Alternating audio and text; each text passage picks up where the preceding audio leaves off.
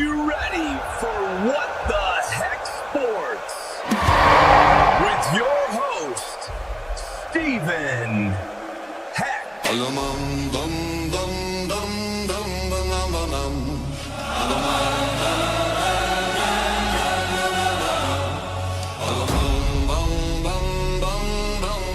Introducing my team, straight from the cracks in the cement, and can carry twice his weight on his back, my guy, NT. If it's got a scoreboard, you know we talking about it. What the heck? This is all on stand today.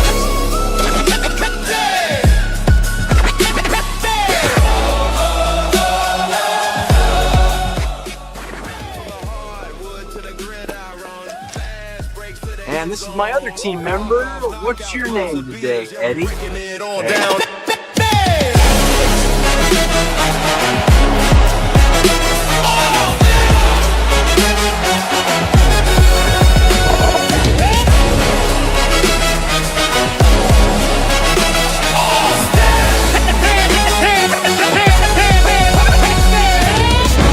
Welcome to What the Heck Sports, where we break it all down. Man, listen, y'all really thought that trade made sense. Ship the bank. What the heck?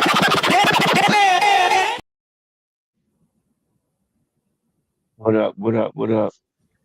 What's going on, people? We in the building early.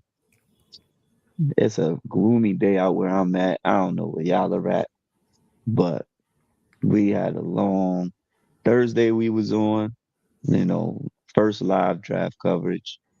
It was pretty fun, I'm not gonna lie. We had our man unapologetic manhood up there. Me and him did a little, we both Giants fans. We got it in. But anyways, what's going on? Good morning, Ant. Our other team member, whoever he is, most of the time, I guess he'll just be called Mr. Blank Screen today. He'll- he won't be joining us. He's feeling under the weather. So, what's going on with you? I'm cool, man. Tight. I've been up early, made sure I was ready. You know what I mean? Put some breakfast on, ate, chill, got my things in order for when we log off. I'm ready to get it though. Let's do it.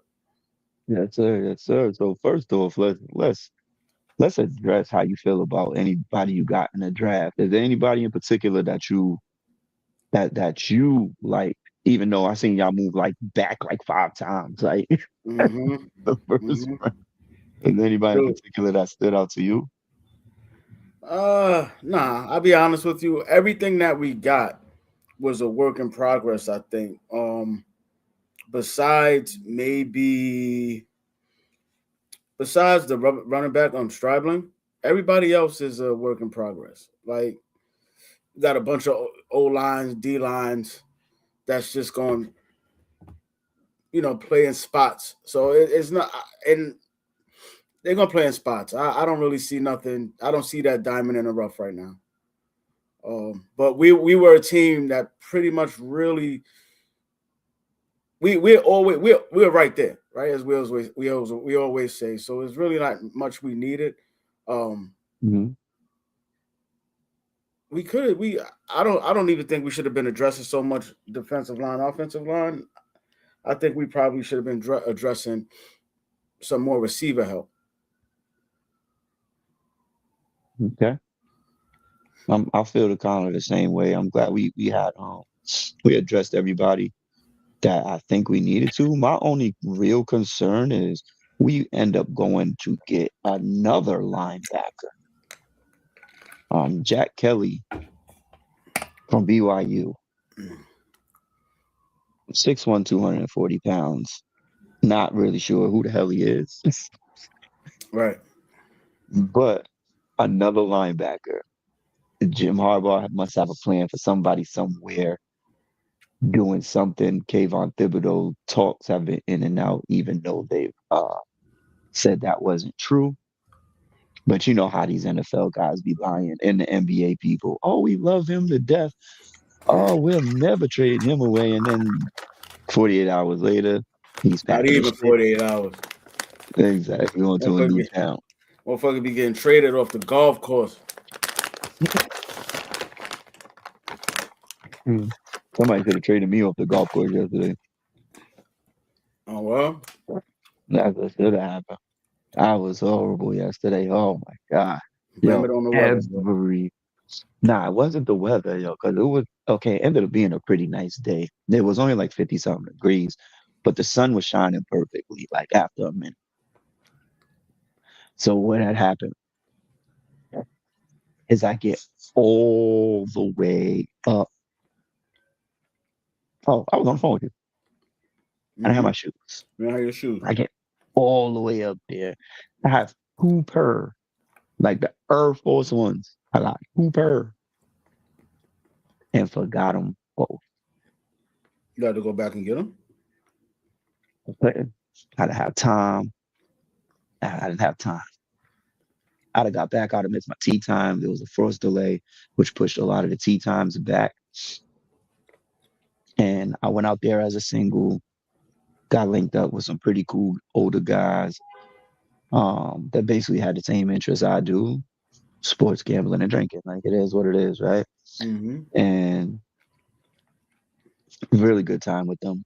I actually sat down, ate lunch with them after, watched a little bit of sports on the tube at the clubhouse, and just had a good time. Like, was what it was. But I played whole, like, oh my gosh, yo. Like, wow, everything was to everything except for maybe, I want to say 3, 1 on 9, 15, 9, 14. And I think, I hit one shot. That was a beautiful shot, but I hit it too far. I should have lessened my club because I used my driver, being that I was hitting shitty. I used my driver and put it in a perfect spot, but it went too far and went in the water. Great, right? Then I probably hit 3 or 4 fairways yesterday. All of them were great shots that I hit, but I probably hit 3 to 4 fairways yesterday. Everything else was left all day long. Left. It was just, and I have to credit it to me playing in actual shoes when it was a little bit of wetness out there, and I was actually had on regular sneakers. I didn't have my, the cleats on or the spikeless joints that I have, and it went downhill. Hard one hole, and it was just bad from there. Well, you know what? But it was still fun. I hear you, and all of that shit sounded like Mandarin right now. I don't know what the hell you just I don't know golf. I don't know golf. I don't know the terms. But if there's anybody watching, I hope you understood. And let's just wrap that up and just say it just wasn't a great day. It just wasn't a great day. I will learn soon when I find clubs built for a midget, then we'll be all right. I gotta find me some Fisher Price golf clubs, and then it's on. Then it's on. It's always a good time, regardless. Like, and that's the whole thing. Like, when you play golf, like, you'll start to understand being out there is almost like it's better than being at work or doing house chores or doing anything. Like, I'm outside in the elements, we playing the game, having some drinks, we having fun. That's all. Play good, you play good. You play bad, you play bad. Just enjoy the day that you're having out there. Like people going to the beach. Right. That's what it's like for me. Yeah, you know what I mean? So, but other than that, what's going on with these playoffs, man? How do you feel about last night? Let's just talk about the Minnesota game off top. And let's give somebody some props that deserves all of them right now. And I'm going to go with that fella, Rudy Gobert. I'm going to say he is doing a hell of a job on the MVP runner. At this point, whenever Wemby come back, I'm thinking he might be runner up at this point. You know what I'm saying? Either Shea or Wemby will get it because Rudy got him in the he got him bottled up and frustrated. Mm-hmm. He's making him Defensive work player of the harder. year. He's making him work harder than anybody's made him work in a long time. Mhm. In a long time. Really. Mhm. And it's frustrating him. Mhm. Mind you, Rudy 7'2". Let's not forget about that. With a 11-foot wingspan. Yeah, and you know, he ain't no punk. He ain't Joker. Like Joker had to lose weight. You know what I'm saying? He ain't Zion. You know what I mean? As Mhm. he's a big guy. You know what I'm saying? And he's using everything he has, all his attributes. You know, sometimes in this new generation, you can't say the wrong thing because if I say stuff how I want to say it, it'll sound gay, right? Mm. But using all his attributes to do what he needs to do to frustrate the two-time MVP going for 3. And I don't think he's going to get it, but he is not looking good. They are down. Are they down 3-1 at this point? Yeah. Yeah, that was last night, putting them down 3-1. But they might have caught a Not a good blessing, though. situation. They might have With caught a blessing. Well, DiVincenzo's out. Mhm. He's done. And then that looks like a hyperextension that Ant-Man had. Mhm. Yeah. That could sideline him for some time. For at least close to a month. Yeah, that could sideline him for some time. So I don't know if they could continue. I don't know if they could beat them without those guys. I mean, well, But I mean, you know, this is where Julius Randle he stepped his game up to the next level. We know he's capable of going there, at least for one game. Jaden McDaniels, he's been playing like a man possessed after calling them dudes out, and he's been standing on it. You know what I mean? Nas Reed, your boy from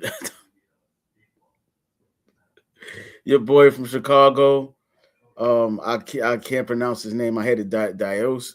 Whatever. Ayo, just call him Ayo because it's Ayo Dasuma. Yeah, or however you want to say it. Ayo, his name. You know what I'm saying? He's been killing.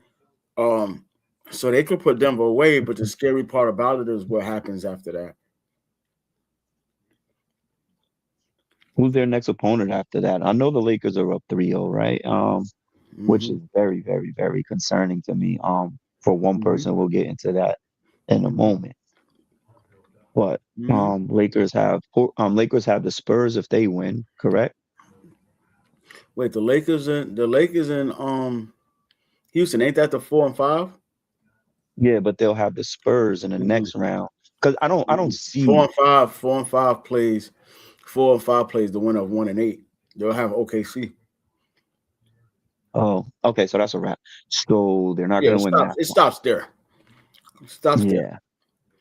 Yeah, stop there. So the next intriguing matchup would be Minnesota and the Spurs. Yeah, without Ant-Man, though. What they doing to Denver, they're not going to do to San Antonio, especially if Wemby's there, without Ant-Man.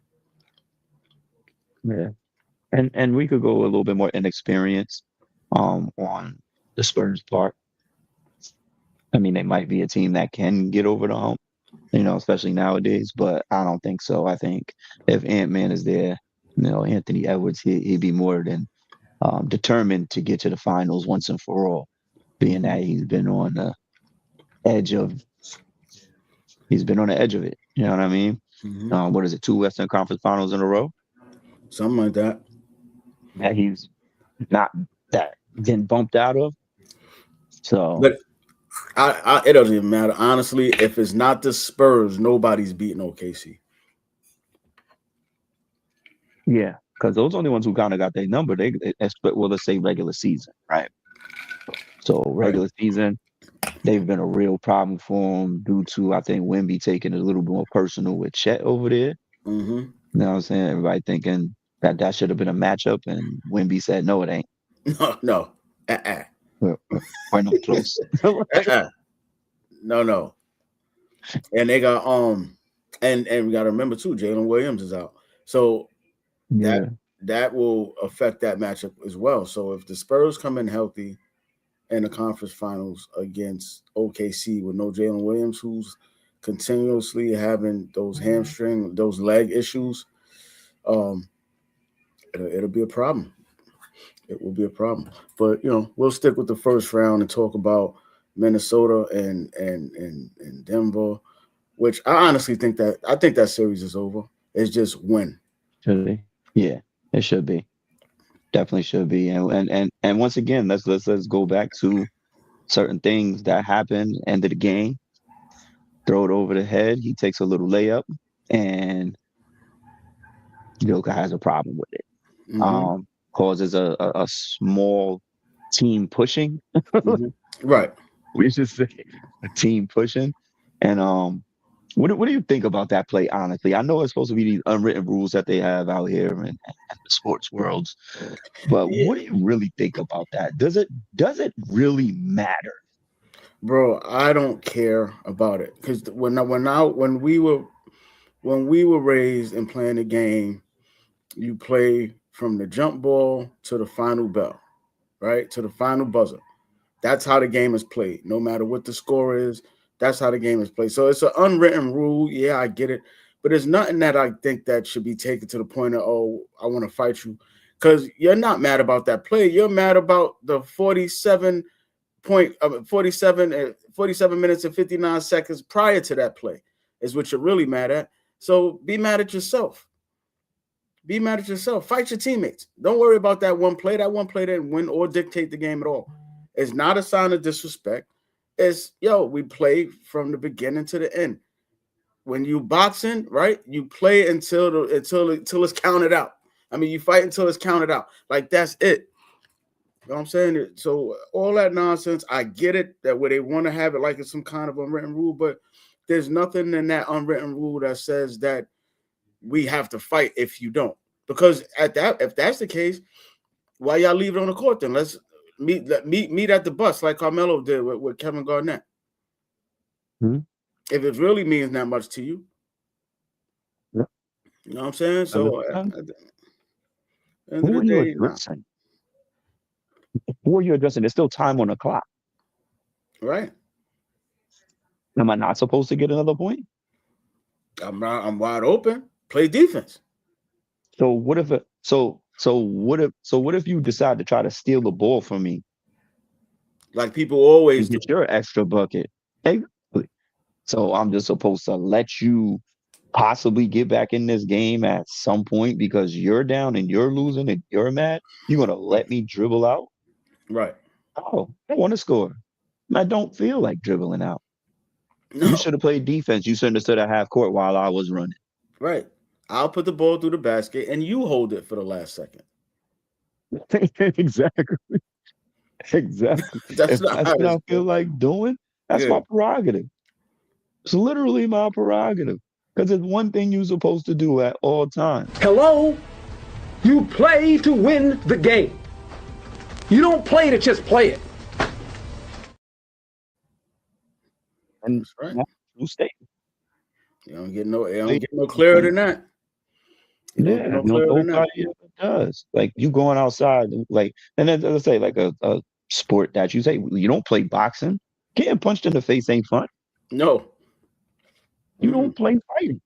You know what I'm saying? Like even if you play fight, sometimes people get hurt and they don't mean to because I ain't serious. But then you just spray my arm. Like right. That's like, not to go too far into the sport, we talking about just boxing. Remember when Floyd knocked out what you call it? Oh man, what's his dude's name, man? Hatton? Not Hatton. Remember he had his hands down? Victor Ortiz. Victor Ortiz. Oh, that ain't Floyd's fault. Protect yourself at all times. That ref moved out the way and said fight, and you want to stand there and keep talking? Good night. He gave you the first dap. He gave you the first dap and said, yes, we good. Don't worry about it. You already low blow me, head butted me. You already did all these bad things to me. And now you apologizing for the second time. I don't have time for it. I ain't time. Time to go to sleep. You're tired. You're And then sleepy. once he hit you the first time, you backed up asking the ref what happened. The ref was like, "Why? What's wrong with you?" Stupid. Right. Either you better fight back. But so that's already. That's how I look at the NBA in regards to that unwritten rule. It's nothing that should be fought over. It's like, yo, man, if you're gonna be mad at yourself for being in that position anyway. Because if like you said, if you as the losing team, if you had the ball, you're gonna take the last shot. Down by 16, can't come back. You're gonna take that shot. The only people get mad nowadays at stuff like that is the bettors. Right, because it might mess up a parlay. But that's probably why Joker was mad, because his parlay is messed up. Brothers. Right, his brother's parlay got messed up. But listen, they're trying to buy a new horse out there. Yeah. So, whatever. I don't like Denver anyway. So who's the other matchup? So I was really intrigued about the Denver-Orlando matchup, which is like really, really Detroit, Orlando? Yeah, I said Denver, my bad. Detroit-Orlando matchup. Mm-hmm. Down 2-1 at this point. They had to fight back yesterday. Mm-hmm. I think they were down by like 19 at one point. Mm-hmm. Fought back. Tied it up at one point. And once again, Orlando out with the victory. Mm-hmm. Up 2-1. What did Detroit do from here? Well, there's a word that you used in our very first segment today. Inexperience, right? Detroit went from being the last place team, pretty much damn near, right? Or down in that play-in tournament mode to now being the number 1 seed, but they still are not battle tested in regards to how to win games in the playoffs. They're playing these games in this playoffs like it's the regular season. They're not playing smart basketball. They're turning it over. They're up and then start taking bad shots, giving up easy buckets. So and Orlando has been there before. Orlando's been around. Then they bring over Desmond Bane, who was on a team with Memphis where they were like right there, like how Minnesota is now. Like they were right there where they just needed just a little bit more and they were going to get there. So Desmond Bane know what it feels like to be in the trenches. You know what I'm saying? And Banchero and Franz Wagner, those dudes know what it is. They know what it is. So they ain't come to play. And like I was saying, I said to people before, Orlando is not, they're not the average 8 seed. They're not a real 8 seed team. This is a 4 or 5 team at best. They're a 4 or 5 team. Like that's how good they are when healthy. So Detroit better get it together or they go home. Yeah. I would think that like from last year where I think they got jerked with a foul call in the corner on Josh Hart, on Hardaway, where that to me changed the game, that series around. I think that, especially coming out being the 1 seed, that they might have changed their mentality, their attitude, and the way that the game and playoffs is played. Like they regressed in that situation. Like you have home court. You're number 1 seed. You got the 8 coming to see you. They haven't been healthy all year, in and out. And you fumble. Mm-hmm. You fumbled at home. The home court advantage has been stolen. It was stolen, and now you down 2-1, and still in Orlando. This is where we gotta go back to the 5 games in the first round at least. Have to go back to the 5 games in the first round. I'm a component for 3-5-7-7, but they won't do that. So let's go back to 5, because right now Denver's eliminated. Right now, Detroit is on the real verge of being eliminated the next game. Lakers are already moving on. I think they're going to move on anyway. The Knicks will be going to a game 5, which will be the last game, which will be real interesting. Because now this is the game. And I think we know anything about Jalen Brunson? Because didn't he have an issue yesterday? Yeah, I didn't get any updates yet in regards to Jalen Brunson. But I think he's fine. I think he's fine. He'll be ready for the next game. But in regards to what your argument is for the 5 games, I agree. I felt like they should have always left it at 5 games, because if you leave it at 5 games, you give that 8th seed a fighter's chance, right? You give that 8th seed a fighter's chance if it's 3 out of 5. When you go to 7 games, that 8th seed is like they it's obvious for most natural 8 seed teams. It becomes obvious who belongs there at 7 games. Give them a fighter's chance. Shorten up the series, and see what happens. You'll have, like you said, a couple of teams would have been done already. OKC would have swept. They would have swept Phoenix. Denver would have swept Houston. Minnesota would be done with Denver. And then it'd be like, all right, on to the next round.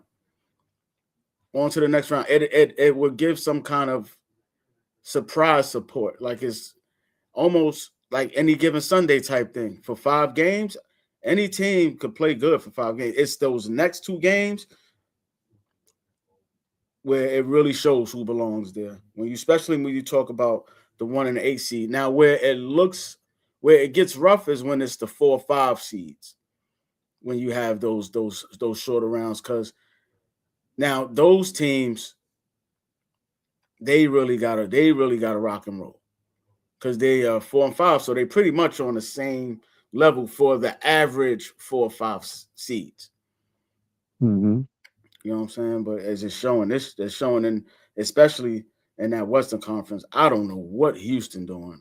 Like, is Van Vliet being out like that much of a difference? I mean, I'm looking at them. They don't have a point guard. So what that shows me is they should have picked CP3 up when he got waived by the Clippers. They should have been like, yo, look, we need a point guard. CP, come on back, man. Let's run it back. And because it's obvious that's what's missing. Because who the hell is running the team? Kevin Durant? And that's something that needs to be discussed. Mm-hmm. And the discussion at this point is, I don't look at Kevin Durant the same as I looked at him on that Golden State squad.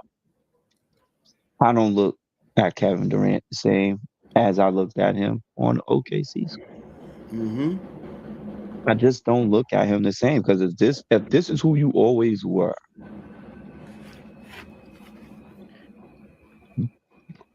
I can't. That means everybody else around you was actually holding you up. Right. So, very skillful individual, very skillful, one of the more effortless scorers we've had in this league. Mm-hmm. But when you talk about people that could just score, it's a mentality. There's a lot of people who score the basketball. That's why they're in the NBA. But it's your mentality. Right? So just give Kevin Durant 6. Give him Steph Curry's stature, his frame. And he's a regular guy.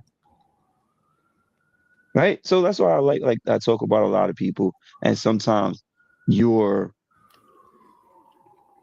frame, your attributes are actually what carries you more than your actual skill level.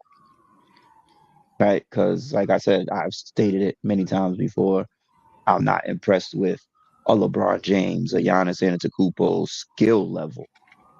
I'm impressed with Wemby's skill level. You know what I'm saying? Watching him. But I'm not impressed with those guys' skill level, their attributes. They would have been really, really good football players as well. Right. Like LeBron James would have been a phenomenal. He would have been Theo Johnson on steroids. You know what I'm saying? Mm-hmm. Like it could have been crazy. But he decided to play basketball. And like I said, whoever said he's not in a conversation for best handle, he's not in a conversation for best shooter. Right? But he uses his size and athleticism to get things done in a certain way, and he's a smart basketball individual. Mm-hmm. So certain things could you just figure them out, put them all together, and that's what makes you who you are. And that's how you're supposed to use your talents and use them together like a little Voltron shit. We all come together, you know, hands, legs, feet, arms, and legs. You know what I mean? And make it all work together to the best of our ability, which some have done. Kevin Durant, at this point, to me, Phoenix, Houston, New Jersey. They put you in spots where you were supposed to be the guy to put them over the hump to win. When you couldn't take them there. They all got worse. Which you won a team. Mm-hmm. But then Phoenix goes to a championship prior to Kevin Durant, and then they lost to the Milwaukee Bucks with DeAndre Ayton and Devin Booker. And I think that then they have Payne on their team as well. They had CP3. They had what's homeboy with the dreads, man. He's been a journeyman. He's been around a couple of teams. Jay Crowder. Yeah.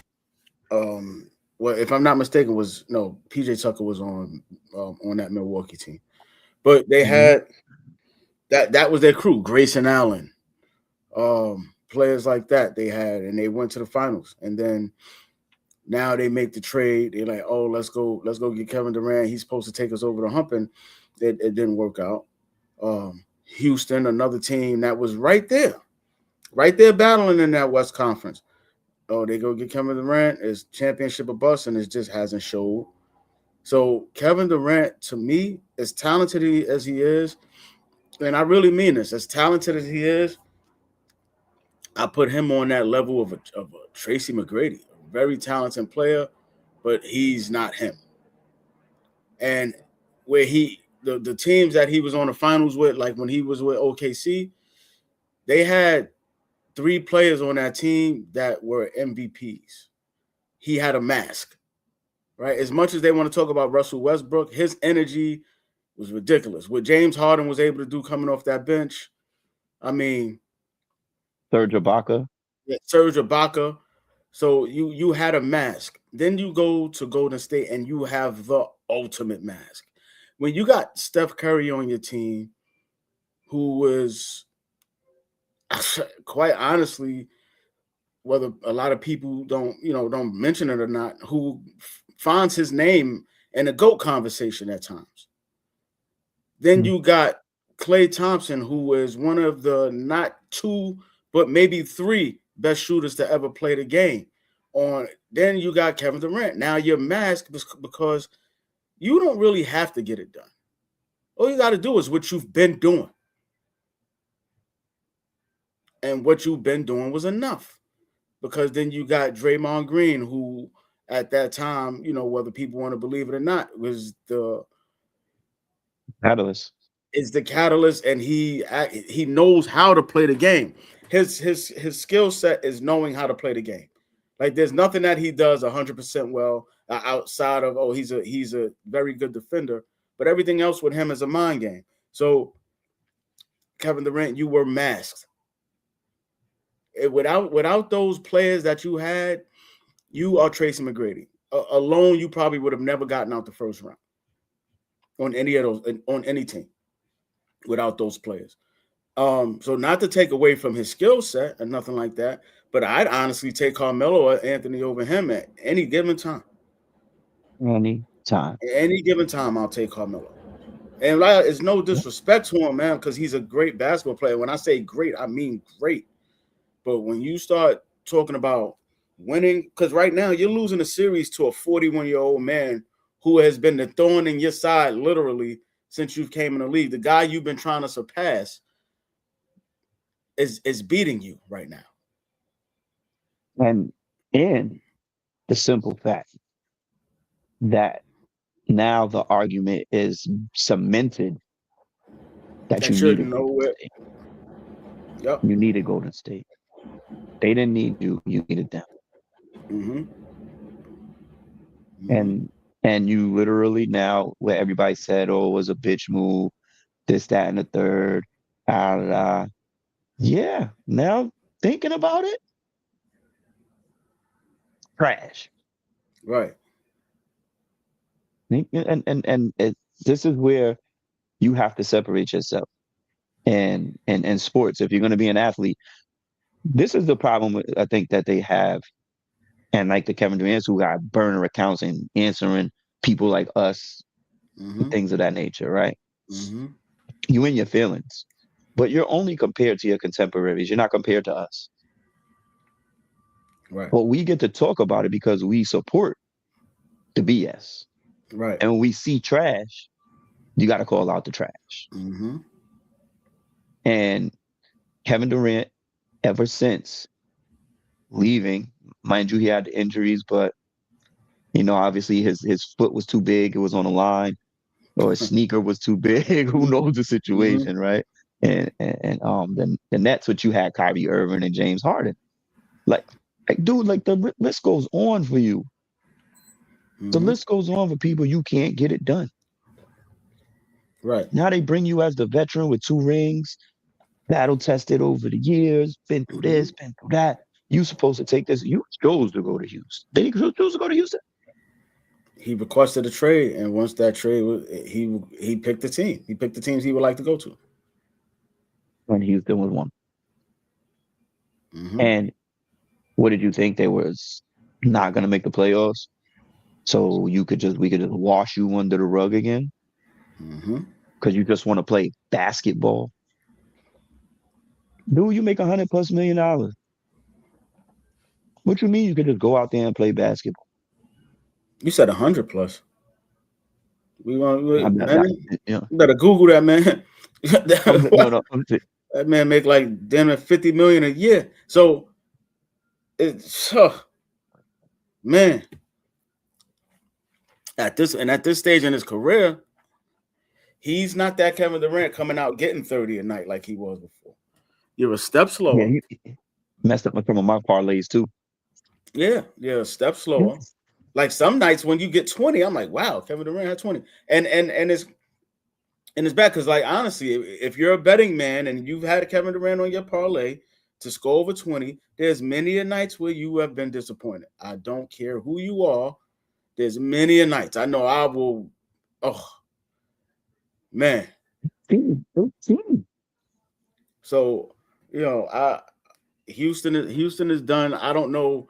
Like, it's crazy that everything about them is really going to be based on what happens with Van Vliet next year, how he comes back. Because then for that, right, that's a lot of pressure for him because he is also not an athletic guard. He's a small guard that had a crazy injury that is hard to come back from. What was the extent of his injury? Achilles. Oh yeah, Achilles, yeah. So he's not the most athletic guard, right? I just hope what happened to him, what happened to Isaiah Thomas, the second one, not Zeke. The second one don't happen to this guy where, so much impact is needed from him and he's not able to bring it because then the Houston Rockets are going to fail again. And then what they're going to do, they're going to blow it up. They're going to blow it up. So I don't think they need to blow it up, honestly. At this point, I think they should have stuck with Jalen Green. That's what I think they should have did.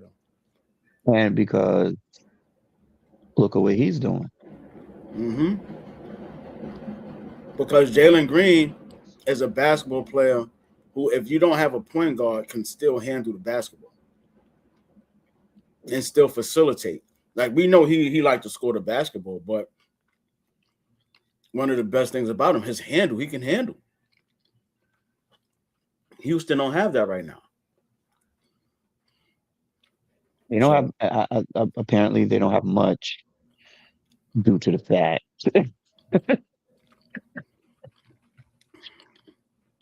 people have Kevin Durant. Mm-hmm. Like, the downfall of the last 3 teams that he has been on. I don't want to hear about Kyrie Irving. I don't want to hear about James Harden. I don't want to hear about none of that. You were supposed to be the best player on every last one of these teams that you went to. Right. And you've let all of them down. Every last All one. of them. Every franchise you've let down. That believed in you, take them to the promised land. Mm-hmm. Like, what do you have to say that? Like, how do you go home and sleep? Like, is it because like, you got the money to sleep on? Because you don't have the good hair. And obviously your game is not translating to what we thought it was. So you have 2 things that's like going against you in your whole basketball career now. Your hair is trash, and so is your game at this point. Well, I won't even say you can't get it done. I won't even say his game. What do you mean by that? I mean by that. Can't the get leadership qualities in regards to being that guy that's being brought in. Heart qualities. Right. Because what's in here? Right. We still seen Russell Westbrook go to the playoffs without him. Mm-hmm. You know what I'm saying? Like, we just talked about the Phoenix team that was in the championship without him. Mm-hmm. As I said, we go back to the Nets squad. They built another super team, and you ruined it. Yep. Yep. And you still had James Harden, which was your teammate. They still had a team. Like, it's you. It is you, Kevin Durant. You and only you. He has nothing else to say for himself after leaving Golden State. Nothing else to say for himself. Like, it's all-star games, Olympics, but as far as what we're supposed to have you do in regards to the NBA season, it has not been it. It has not been it. So now for him to finish out his career and he has to get masked again. He has to find himself a roster where he can be masked again. Like, he has to probably go back to OKC and play with Shea now, where he could be protected. You know what I'm saying? The 6th man, because they ain't messing with that squad. No, I mean they got players. They have players because Jalen Williams keep getting hurt. So I mean, at this point, right? He keeps getting hurt. That's a trade with.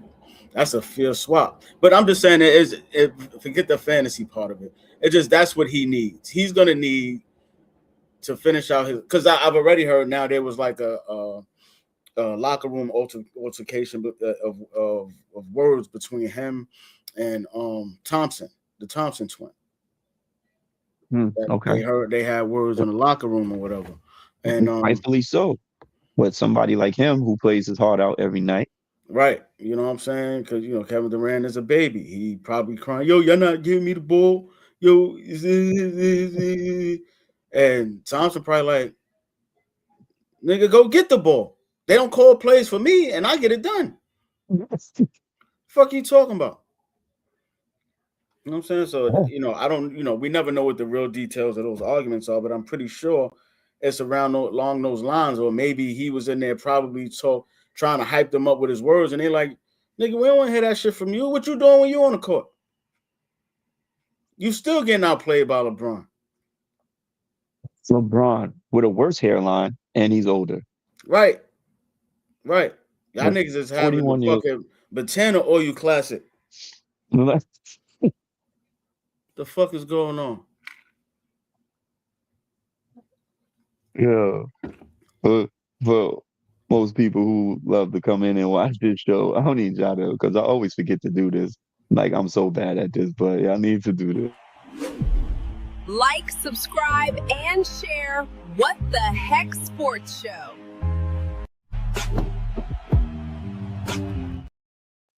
Yo, you One can day, have it. You I'm can gonna have the get that Benz. Benz. You can have the Benz. I'll get my lady.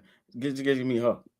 Find the Nah, un-AI version of that and let me get it. And then you can have it. see, I'm cool with the Jessica Rabbit. Like, I'm just gonna take the AI version, so you can go find the other one. First I'm of okay. all, I was about to post the other day because the movie was on.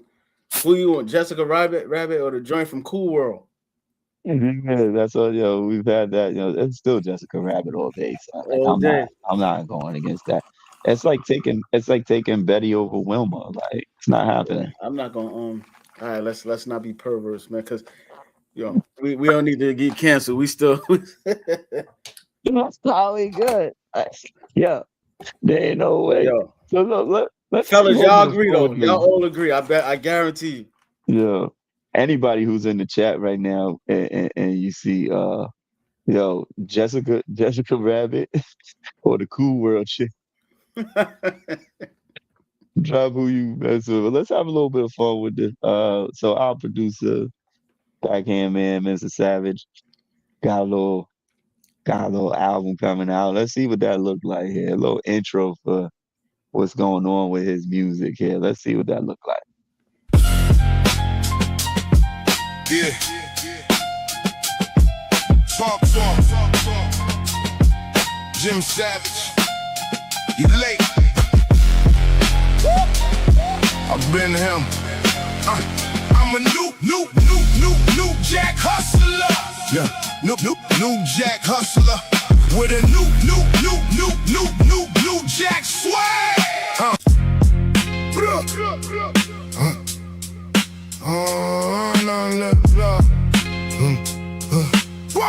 Yeah, I'm the plug.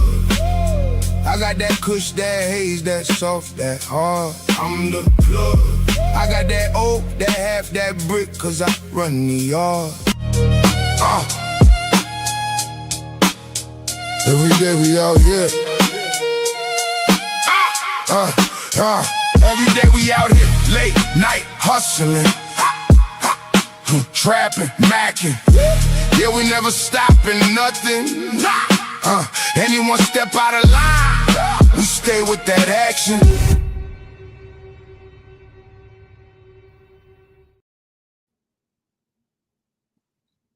So yeah, tell me what y'all think. Go on, check it out. Obviously, Golden Lounge Savage, Entertainment. I like 12 names and things up here you could talk about, but go check it out, Savage, Entertainment, and go check out some of his music. It's pretty dope. Yeah, get it popping. So let's get back to this Atlanta series real quick. I want to chime into that about that real quick. What do you think? All right, so we got another game. We've got another game in Atlanta. Doing 2-2-1-1-1. I think it's 2-2-1-1-1. They're going back to the Garden. Yeah, because they're going back to the Garden. That's another thing. It's another thing, and this is what spreads out the dumbass series. Like, and I can't stand it. Go back to 2-3-2. Please go back to 2-3-2. If you're gonna give somebody an advantage, why you gonna keep flying them back and forth? It was only 2-3-2. It was only 2-3-2 in the finals. The rest was always 2-2-1-1-1. What? Yeah, the regular. But before the finals, it was always 2-2-1-1-1. And only in the finals is 2-3-2. That they changed out. That was the only thing they did different. But we got to do some research on that. But okay, yeah. I believe you. We'll take a look at it. But I remember them changing it at one point to the 1-1-1 at some point. Yeah. But shoot, I was watching. I was one that said, when I seen that matchup, I was like, ooh, that's a dangerous one for the Knicks. That's a really dangerous series for the Knicks. That team right there, because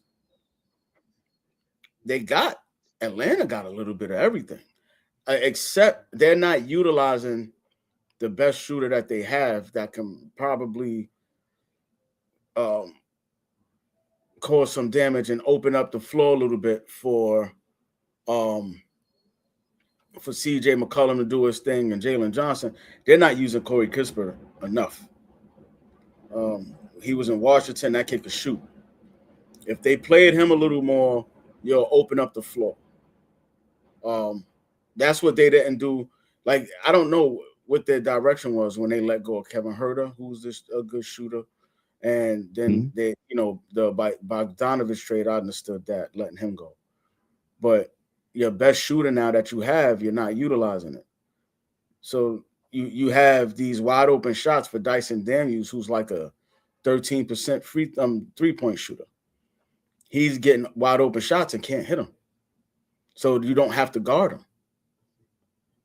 Okongwu is what we call back in the day. Okongwu is getting a lot of threes, but he's not a three-point shooter. So you got Kispert. You got to utilize him. But in regards to just the player that whole matchup in general, I said that was a dangerous team because CJ McCollum could get it done. Now he's streaky at times, but when he's rolling, you can be in a lot of fucking trouble. You can be in a lot of trouble. And Mikal Bridges is playing, and honestly, not this game, the one before, he had the same amount of points as me and you, and he got traded for like 5 draft picks and making $150 million and had the same amount of points as me and you sitting there watching the game. How you do that? How do you do that? Like, so, and that's pressure, right? Last year, you talk about a team Mike Brown can't coach either. The Eastern Conference Finals, right? Nothing's changed about this squad, son. I think they added Jordan Clarkson, which I remember correctly, was a 6th man of the year at one point. So you add more scoring coming off the bench because you got rid of DiVincenzo. And now I still don't understand what we're going with this situation. The only problem is the coach. So I understand they still might win this series, but after this, in doing so, you're struggling in the first round with a team who dismantled their squad, came up with this, and now you're 2-2 with them. This should have been a 4-0. I'm hungry. We're gonna roll through these guys. You're talking about Halliburton. You're talking about Jason Tatum came back. But you're talking about people who's not in your way anymore. And that's the scariest part is, as fans of the game, true fans of the game, we're watching this series and it's like, okay, like you said, they'll squeeze by. But then that next round, now you got to play Boston, who you've already had problems with. And then Jason Tatum comes back and is playing out of his mind and has accepted the fact that it hasn't been said, but you can see it. It has accepted the fact that he's number 2, and letting Jaylen Brown go ahead and do what he do. Like, that's what it's looking at. I'm looking at that where it's like, okay, y'all having problems with Atlanta, and I know different matchups make for different basketball, but it's not the matchup. It's the way you guys are playing. That next round, gonna have a problem. Gonna have a problem. So Jalen Brunson dribbling too damn much. Yeah. And number one, here we go, it comes back to coaching. Because now your guys are not, I don't want to say, I'm going to give all the props in the world to Mr. Thibodeau. I'm not going on the end of he worked his guys too hard. I'm blue collar. I work my ass off till my body hurts every day. Mm-hmm. Whatever I have to do, I do it. I don't make millions of dollars. You know what I'm saying? Right. We're not even close. So you're trying to tell me that you can't go out there and work as hard as you can and somebody can't push you to your limits to get the best out of you. You made the Eastern Conference Finals for the first time in 25 years. You get rid of that coach, and now they're struggling with a team who got rid of everybody just because they got hot and got in. Because honestly, they was playing with house money and they didn't give a damn. Right. They don't have anything to lose at this point. They're building. Exactly. Building. A team that's building. And that's who you decide to be 2-2 with in the first round. And then you got to go and see the Celtics, which has a small identity crisis because even though Jason Tatum came back and he's accepting his role now, will he accept his role next year? And that will be a problem moving forward in my estimation. But when it comes to the Celtics, who do you think is the more important piece to that squad? Is it Jaylen Brown or is it Jason Tatum? And can either one of them win a championship without each other? In regards to watching them, I'll be honest with you, it's evident now. Where I didn't see it before. It's evident now. Jaylen Brown is the more important piece. They were still a 2 seed before Tatum even came back. Jaylen Brown, like, remember we had the conversation before where talking about MVPs, and I mentioned like Jaylen Brown should be in that conversation. He's not being named, but he should be in that conversation because Jason Tatum goes down. They trade Porzingis. They trade Drew Holiday. Like, all of these players are gone that are from there. Al Horford is gone. Like, their core was gone. This was supposed to be a year of, all right, let's just see what we can do. Let's see what we can do. We're not going to panic. We're not going to make no moves, no major moves. We're not going to start trying to blow it up. Because I remember I mentioned that too. I'm like, they should probably try to take this time to tweak a couple of things, maybe get some youthful players in, some draft picks. And they just went with it and still managed to be a number 2 seed. They were battling. They were a number 2 seed outright throughout the whole season. At not one point did they have the number 1 seed, but they were a number 2 seed the whole year without Jason Tatum. Then he comes back, and by skill set, Jason Tatum is still a top 10 player in the league. Maybe top 10. But I don't think if the shoe was on the other foot, I don't think the story would have been the same. I don't think they're a 2 seed if it's Jason Tatum on the court instead of Jaylen Brown. The heart is different. And let's just go back to skill set. The game is different. Mm-hmm. Because Jaylen Brown can do it on the defensive end. Mm-hmm. Will do it on the defensive end. Mm-hmm. And still be a very efficient offensive player. Mm-hmm. He'll do it on every level that you need him to do it on. And regards of basketball. Need to stop, I'm gonna get it. Need a rebound, I'm gonna get it. Need me to bring the ball up and play point guard, I'm gonna do it. Need me to be the scorer for the night, I can do it. Like, what do you need from me? I can do it. Right. I don't think you're gonna get that from Jason Tatum. Right. Without Jaylen Brown on the floor. Right. Suppose Jaylen Brown attacks. He attacks. He's not out there just shooting threes, dribble, step back three. Nah, Jaylen Brown attacks, gets to the free throw line.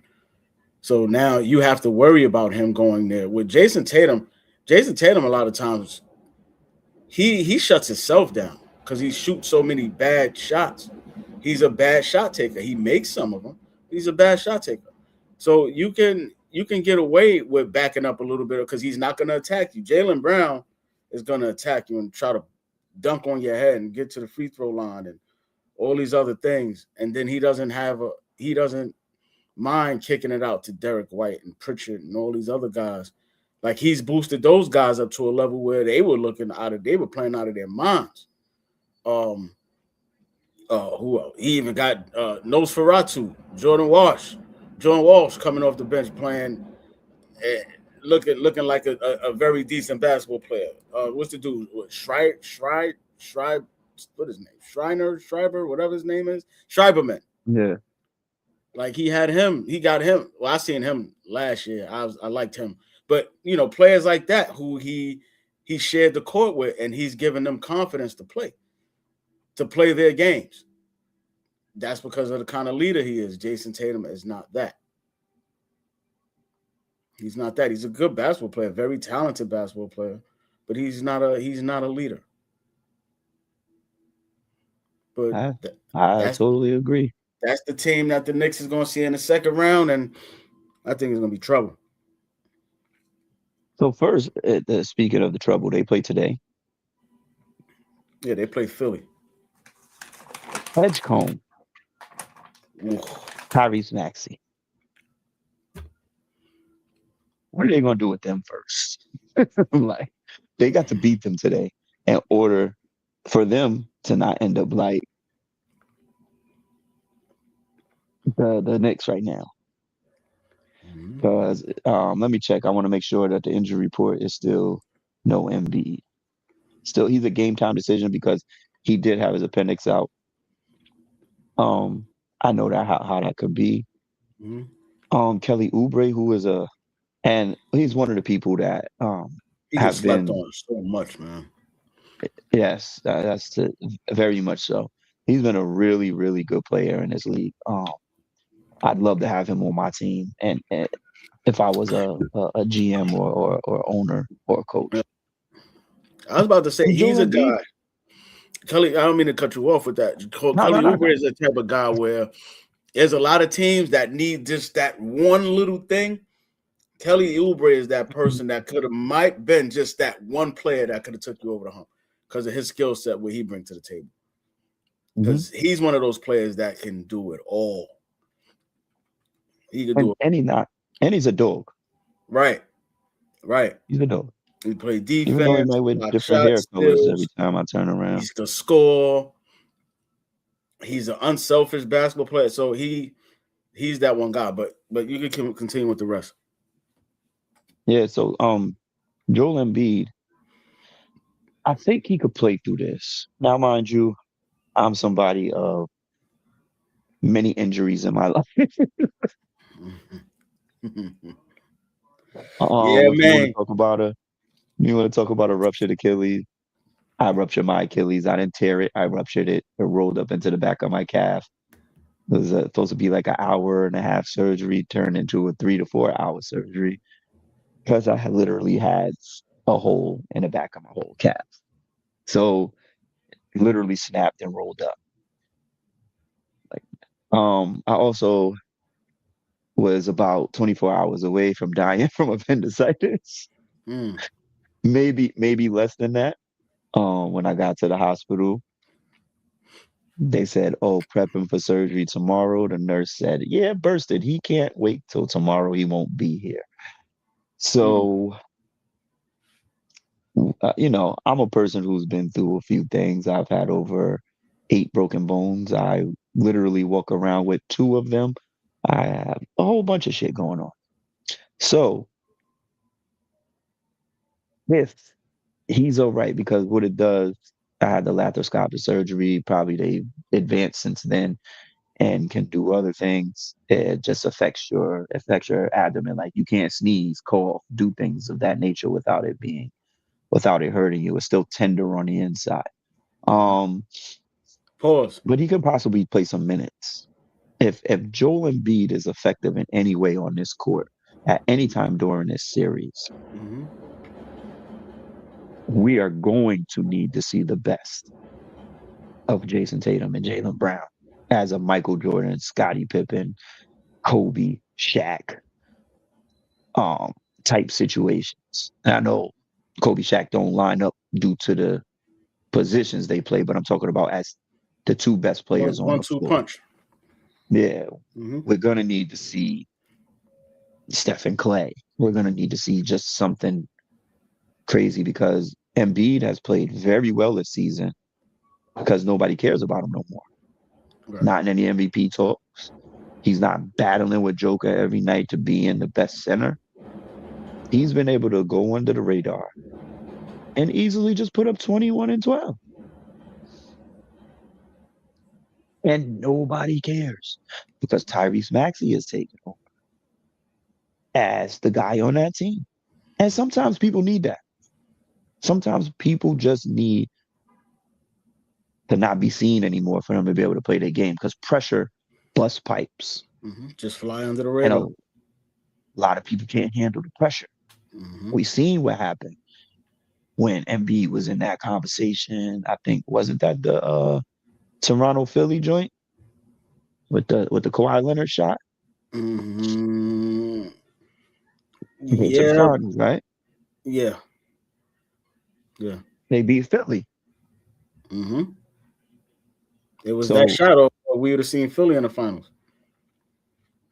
All right. Now I'm just gonna take this a step further. I'm gonna take this off subject. I have to talking about that shot because I just seen another joint and I'm getting extra tired. Extra tired.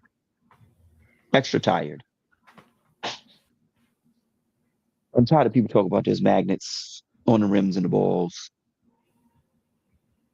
I can't. I've played outside. I played blacktop basketball mostly all of my life. I played a small community college and middle school. The gap in between there is because I moved around.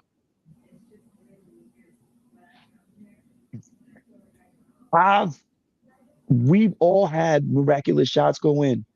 I never put a magnet in the ball. I'm tired of the whole magnet thing showing up on social media, all because those trick dude guys, whatever they call, decided they do science with stuff. This is all they use science to do things to make things look good and have trick shots and do things of that nature. These guys are not. If you understood what I used to do, you will understand. I used to get up at 5 o'clock in the morning before school and go shoot for an hour, 2 before it was time for me to go to school. I can practice backward shots, all types of stuff, yes, and they go in. I even used to have a clip when we used to start the show of me actually shooting one of those shots. And the only reason I taped that shot is because when I got to the court, I had seen somebody else doing it. And when I got to the court, I hit it off top, like not off top, not first shot, but like the second, third shot. I hit the shot and I was like, oh, I'm gonna record it because I know I could do it again. You know what I'm saying? I just practice these things. And I'm not in the NBA. I'm not in the G League. I'm not overseas. I don't do nothing. I do it just because I love to do it. Y'all with these magnets in the ball, these people don't have time for that. I'm sorry.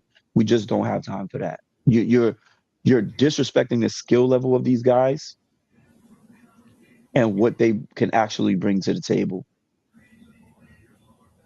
And what they actually bring to the table that you're watching, and you're disrespecting their skill set.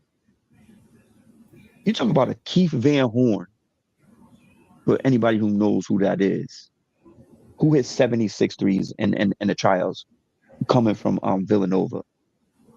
Was it Villanova? Because him and Kerry Kittles played together. Am I correct? Or was it Utah? No, they played. Yeah, he was in Utah. They played together. He was in Utah. Mm-hmm. Yeah, played together in Jersey. Yep. So he was in Utah. My bad. At college. So Mm-hmm. they was calling him the next Larry Bird. Like, who? There was maggots in the ball in? Like, Yeah. please explain this to me. Like, y'all just don't understand. Like, these games are made for a reason. And to keep disrespecting the players and the skill level, and then telling me one of the best players, most dominant players of all time, can't hit a free throw if there's maggots in the ball.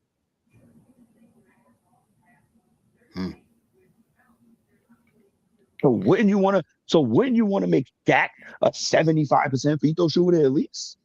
So Why this count? don't you hit the button on that? Did this Hit come the button from on Ben Wallace. the Baccaro shot?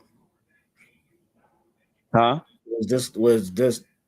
You seeing comments about that based on what the Paulo Baccaro shot? No, I've been seeing this for at least the past year. People are trying to say that there's magnets, and then they come from the Kawhi Leonard. And then last night, with the JJ Redick, you know, because he's seen social media and they don't understand that he's being sarcastic when he says some of the things that they say. Well, most of them, people don't understand sarcasm, and people have to understand that they see this stuff too. And when you listen to them, they're playing with you, stupid. All right. They're placating to your memes and thoughts about cheating. And yes, Well, I seen it come from was some of the Steph Curry clips. And Steph Curry admitted that was edited. It was edited. He said they show him hitting like 5 in a row, right? Mm-hmm. He said I hit at least 3. And he said it's an edited clip. It's edited. He probably shot 25, 30 of those shots probably. We don't know, but it's an edited clip, my guy. They do it all the time. Mm-hmm. And y'all still sit here and take everything seriously. Yes, Steph Curry can make that shot. You can't. So you don't believe it. You think there's magnets in the ball because you don't go out and practice it. Right. I used to take my kids to the basketball court and bet them millions of dollars that we don't have and say, you owe me $1 million if I make this half-court shot. Like, you know how many times it's me and my kids out there and I make the shot and my kids probably owe me $12 million right now. Like at work, we used to roll up a paper ball and put tape around it and then make like fake goals somewhere. Like we'll see a box sitting somewhere. I'll be like, yo, I bet y'all can throw it behind my back or you can't. And we'll bet millions of dollars that I can make the shot or you can make the shot or whomever. And we sit there and play like that. And some of us make it and 9 times out of 10 we don't. But when we finally make it, hey! So if we were recording all of that, we're only going to record the shot that we made and post it. Right. That's it. So I don't understand what is wrong with all y'all people these days. Y'all have to, and let me just keep it a buck. Even if it was scripted and there was magnets, I don't give a fuck. You're still watching it. Ratings are still going up, which is wild business. People are attending drafts at 300,000 people. I'm talking 300,000 at a draft. So you really sitting here and trying to tell me y'all don't care, but y'all really care? You'll sit there and watch. Y'all sit there and watch Love and Hip Hop. You'll sit there and watch Baddies. You'll sit there and watch all these other fucking whack-ass reality shows. You'll sit there and watch a regular, you'll watch Avatar and call it the best thing ever. Isn't that fake? There's millions of wrestling fans out there. Isn't that scripted and fake? But yet, you want to go after some of the naturalist things that we have with these athletes. Fuck out of here, dog. Get a different life. I'm sorry, I had to say that. But Hey, listen, I'm like, you got to do your thing, man. Do your thing, because it had to come from somewhere, right? The energy. I don't listen. If that's the case, let me go outside right now with my basketball. Let me put some magnets up and go out there and make me some money. I mean, I could really. They need to stop it, man. There's something called. There's something called a shooter's role. When you see a shot like the one Kawhi hit, when you see the one like Banchero hit yesterday, when there's a spin on the basketball, when you shoot a basketball correctly, there's a chance it may just hit the wrong side of the rim, but it spins back and it goes in. If you shoot a basketball correctly. So, they could miss me with that. I watch like Lethal Shooter. I see him shoot shots, trick shots, and it's like, he'll hit it, but you have to say, okay, how many times did it take him to hit that one? So it ain't him just going out there making 1,000 shots in a row. Like you said, it's edited. And if you know how to play the game of basketball, if you can shoot, you make 10, then you miss 2, then you make 5, then you miss 1, then you make 7. So, they can miss me with that crap, man. They can miss me with that crap.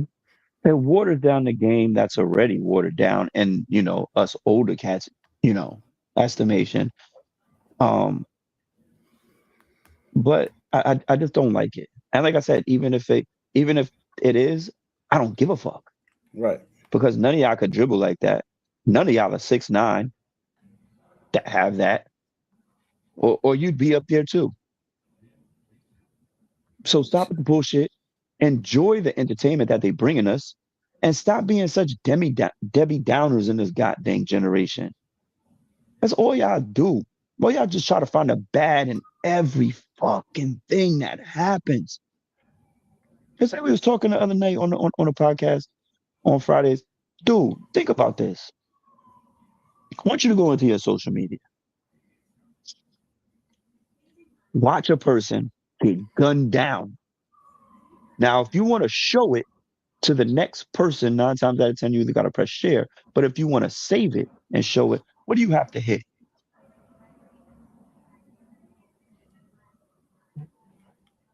The like button. The heart button. There's no dislike button. Everything is hearted. Everything is like. So I gotta like people getting shot in the face. Think about how backwards that is in this world. You're sending. We're liking and hearting videos of violence. They don't give us an opportunity to dislike the video. You just got to scroll past it, right? Yeah. Or not share it, or not like it, not save it to your things. But you might want to show it to somebody else, or you might want to save it in your archives for whatever reason. People getting beat out of them. What do you have to do? I gotta like this. So you could send it to your friend, you could send it to that person, you could send it to that person. I gotta heart this. So it saves. And then they build that algorithm up.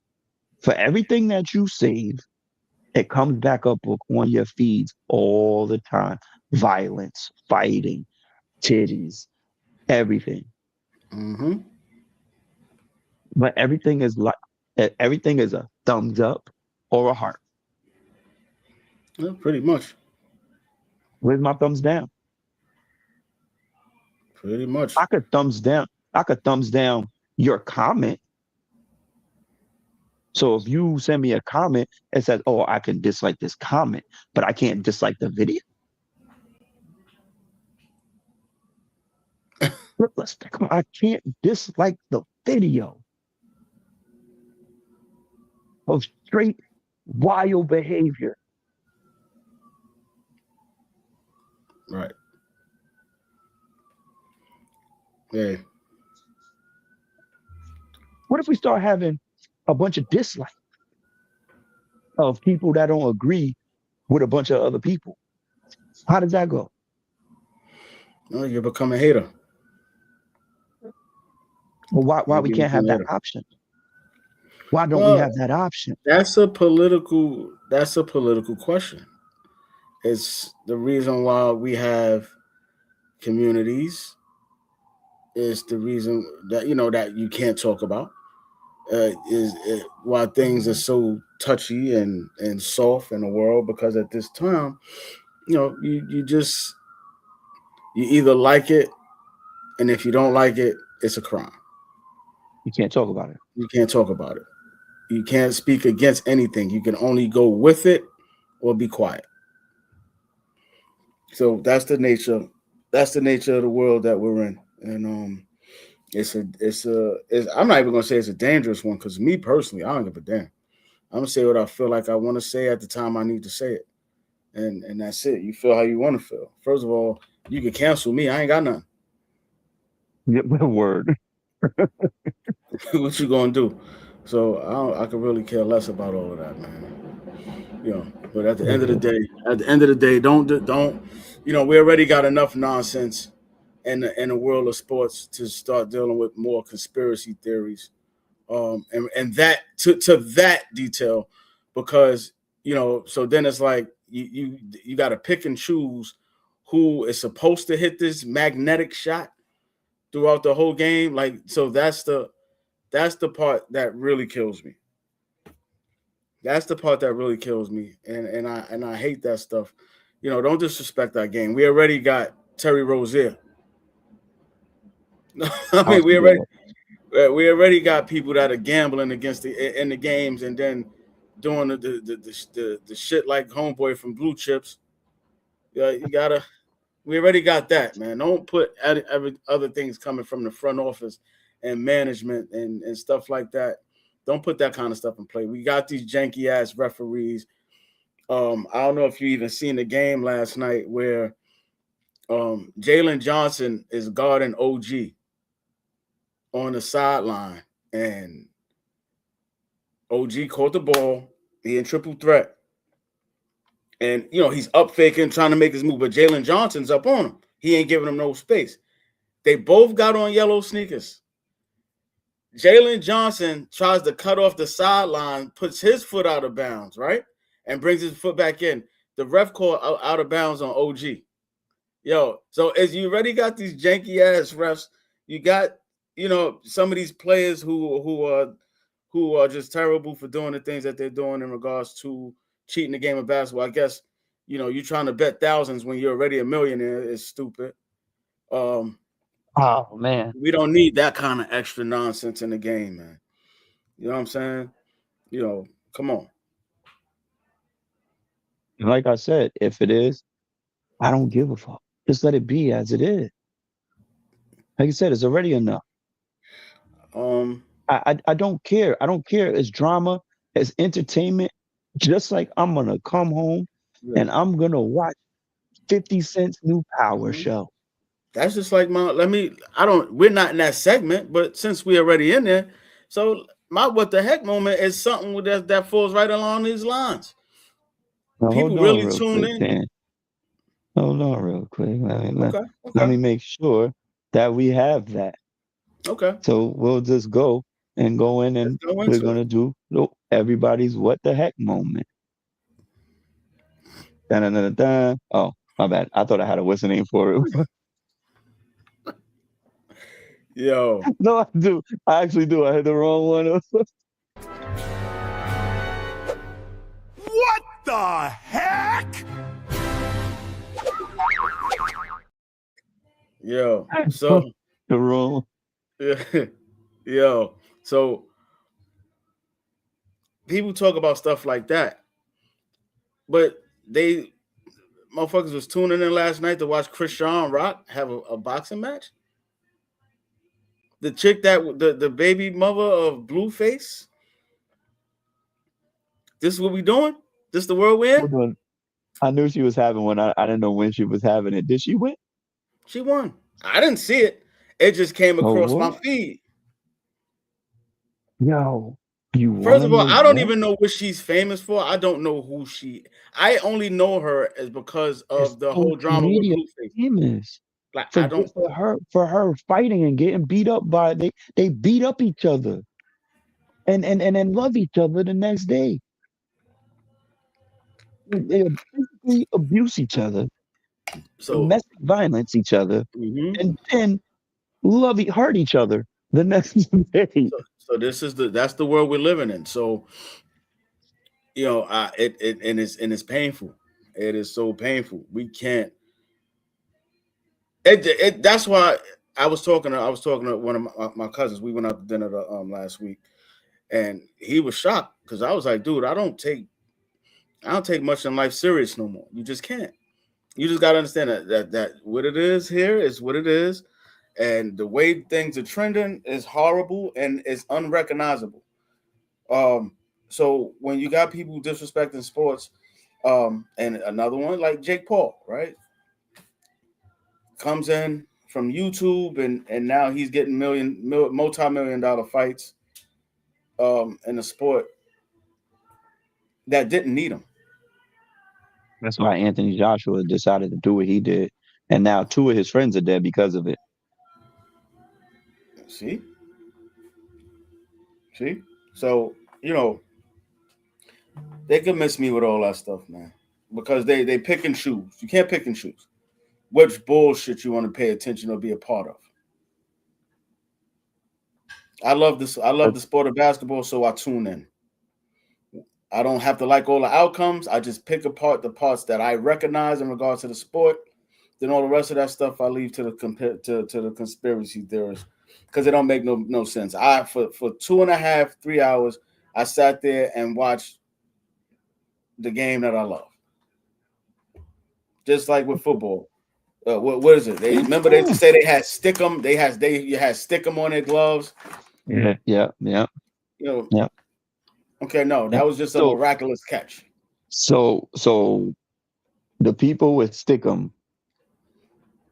can catch everything, but the other person with the Stickum could drop a 5-yard pass for a first down.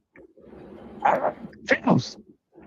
So, do the Stickum gloves have magnets too? So they're not allowed to catch it at certain times, and it just unsticks itself.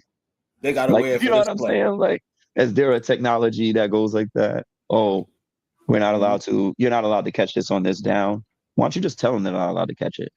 Why don't you just go because they have in the ear? Don't catch this ball. Mm-hmm. Like Odell Beckham wasn't supposed to make that catch. No, but they said, "Oh, catch that ball. Use these sticky gloves." Right. Come on, dog. Like, like you're disrespecting athletes, and is a reason why we have an Olympics. Like Special one? they do, where some people belong, right? Like even they got more talent than some of these people talking. You feel what I'm Mm-hmm. saying? Mm-hmm. Like they in a wheelchair, they shooting basketballs from a wheelchair, bro. They rolling down.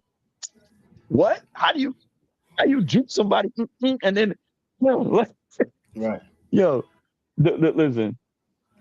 They just rolling I on the don't. court. They just rolling Yeah, around on the court, traveling. they travel everywhere. That's a call all day, son. Yeah, they got to come up with a rule. Yo, you got to dribble the ball at least twice. Come up with a rule. Dribble the ball twice and then pass and cut.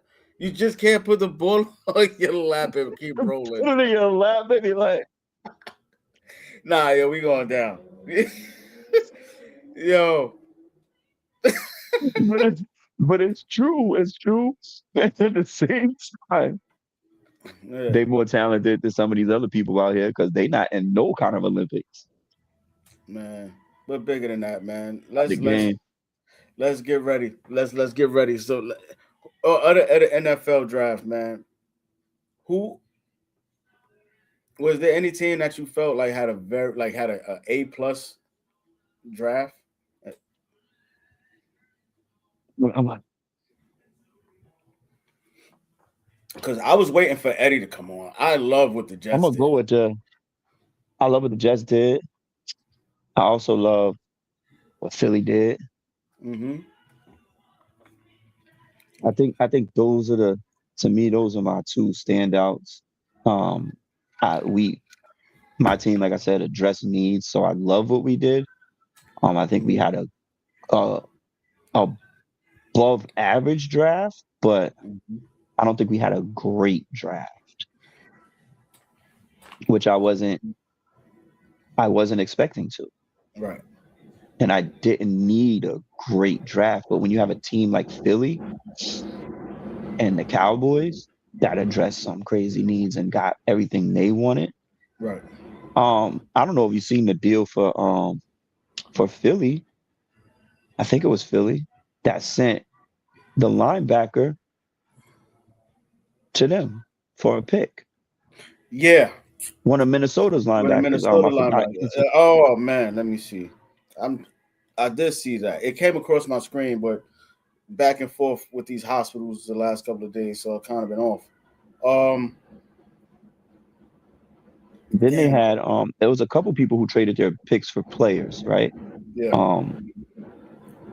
And then they had picked up this one dude, 300 pounds, who runs a 4.6.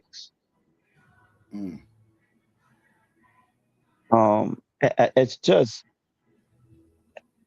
it starts at the top. I say it all the time. Really good teams. Really good teams. The players. One of my neighbors is a listening really good organization. One of my neighbors is listening to We Are the World while we having this conversation. Yeah, I'm not signing no new lease. I'm moving. Yeah, how dare they? Yo, so I'm not gonna do it right now and just start singing with them, son. They probably in there like this. Right. Their hands up and all that. They in there crying. No, exactly. They watching a video. Bro. It's a good life. It's a good life.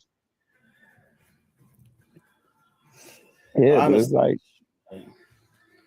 it's been what it is. Like, and the before draft we go, was really good. I got to give a shout out to, man. A kid that a kid of a couple who are friends of mine. We grew up together. Got signed to the Chargers last night. Nadeem Tucker got signed to the Chargers last night. So shout out to him. 6 or 7. Shout out. No, he got signed. It wasn't in the draft. Oh, undrafted. But that's what's up though. Still, you know what I'm saying? Yo, shout out to him. Good job, mom and dad, for getting them over. You know what I'm saying? AQ, we got one. So that's what's up. We never had one in the NFL. There's a lot of people out there that go undrafted that end up making names for themselves, and we can't forget about those people either. Mm-hmm.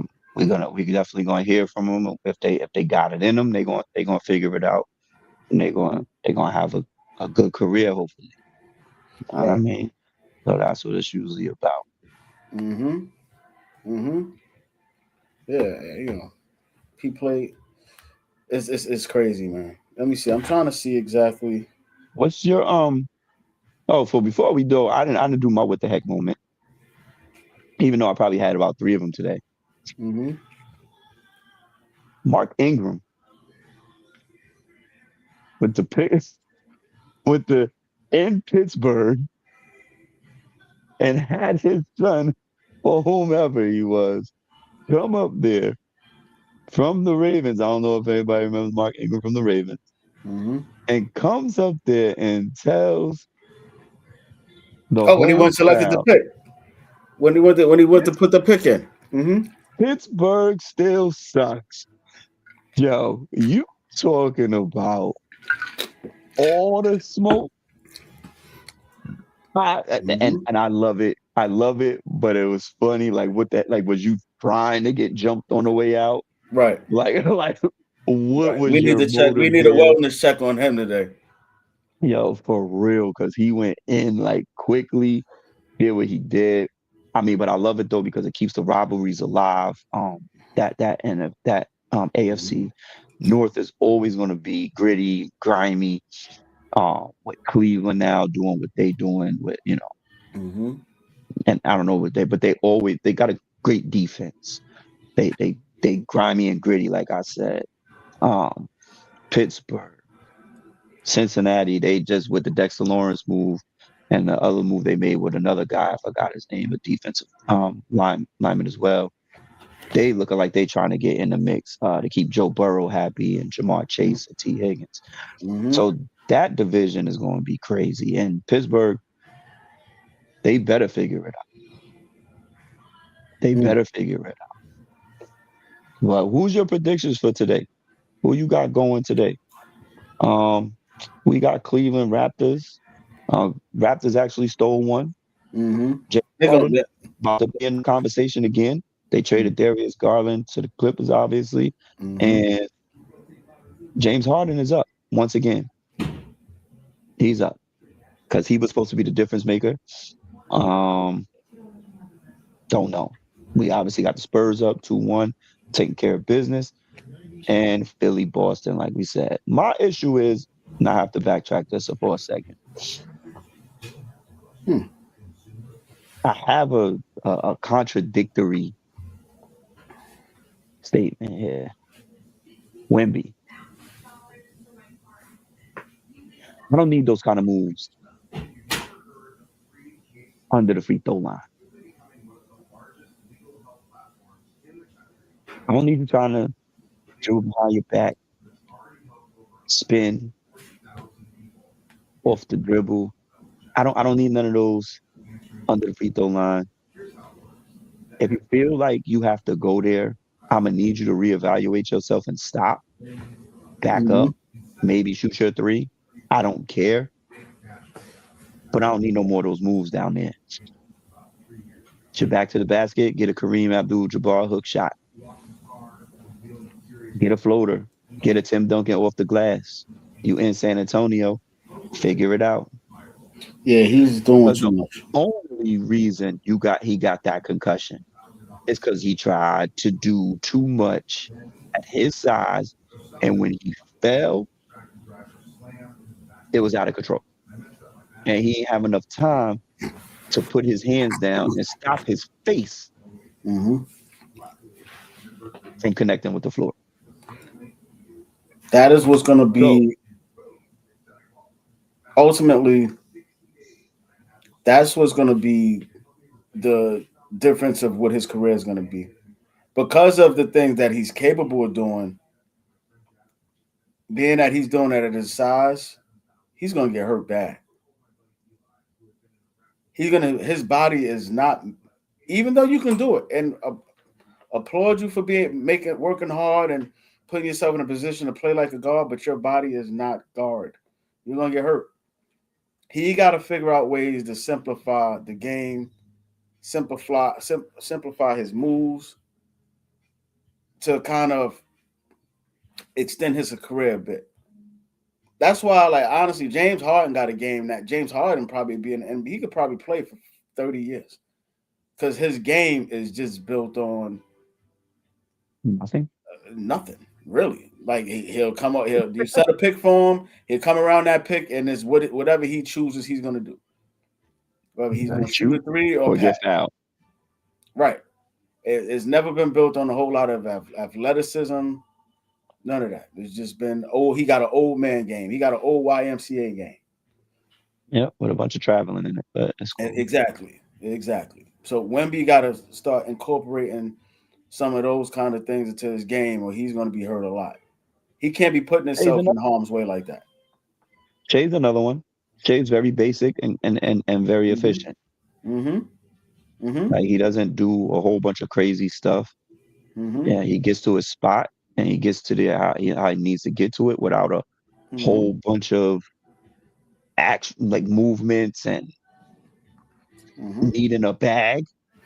He's already incorporated the pull up and the Jordan fadeaway. He's incorporated those things into his game, which is going to help him extend. And I'm getting tired of hearing about him at the free throw line. I'm getting tired of hearing it. James Harden started this. But even I don't care who started. Like, you know why? Because the name of the game is get to the free throw line and get that easy money at the line. If you can shoot it. That's what that is. That's why it was called. That's why it was invented. It's easy, free money. If you could get there, get there. If they blow the whistle when you get there, that's no fault of the player. If you could find a way to make them referees blow that whistle so you could get to the line and get that easy money, don't get mad at me because I know how to do it and you don't. And then I get to the line and I make it. Huh? Here's the problem. Mm-hmm. If you don't get to the free throw line, can you actually guard? Can he guard or can they guard him? No, okay, exactly. Can you actually guard him? Because other than that, if you're not fouling him, he's getting an easy bucket. He's going to get a shot. He's going to get a shot. He's going to get a shot. The one he wants. Every single time. So every single time. To me, what that says, and like, you know, we already know how much I hate James Harden, but he found out a way within the rules of the game to maximize his points, the free throw line, because you can't guard this move within the confines of the game. You can't guard this move. So how is that my fault? Right. It's not. You can't guard me, so you have to foul me. Get on a couple of ends of those. Somebody too big for me. Somebody too fast for me. Da, da, da, da. And like I said, obviously they wasn't going to the free throw line much because we was outside. So if Shea didn't shoot free throws, he'd have what, 31 instead of 40? I mean, this is one of them. Probably more. Probably more now at this point. You gotta talk about how many he actually might have. Because he don't shoot 100%. No. You know what I'm saying? So if you can't stop him, you just can't stop him. Yeah, just say that. If you can't stop him, just say that. Like how they be saying now, if you broke, just say that and all of that. If you can't stop him, just say that. Because the man, like, he's so good, bro. I felt bad for a player yesterday. I looked at a player who I revered and was looking at him like, yo, he is him. Yo, Devin Booker don't even look on nowhere on the same level with Shea. Nowhere near. No. And Devin Booker was one of those guys a couple of years ago where we was like, yo, Devin Booker looking like the next thing. Nah. I mean, me personally, I never thought that, but I thought Devin Booker was about to be him. I'm like, yo, this kid, his pull-up game is tough. He's a tough basketball, tough-minded. He can handle the basketball. I looked at him against Shea yesterday and was like, this is two different levels of basketball that they're on. It's two different. It's not 1A, 1B. It's 1A and then like 3B the way that looked yesterday. Right. And you're over there. Right. Don't come stand over here. Don't come on this side. Yeah, don't come up these steps. Yeah, you stay at that level. Down there. When you get on the elevator, that shit don't work for you. It's stuck. You know, man. So I'm not allowed to open the door.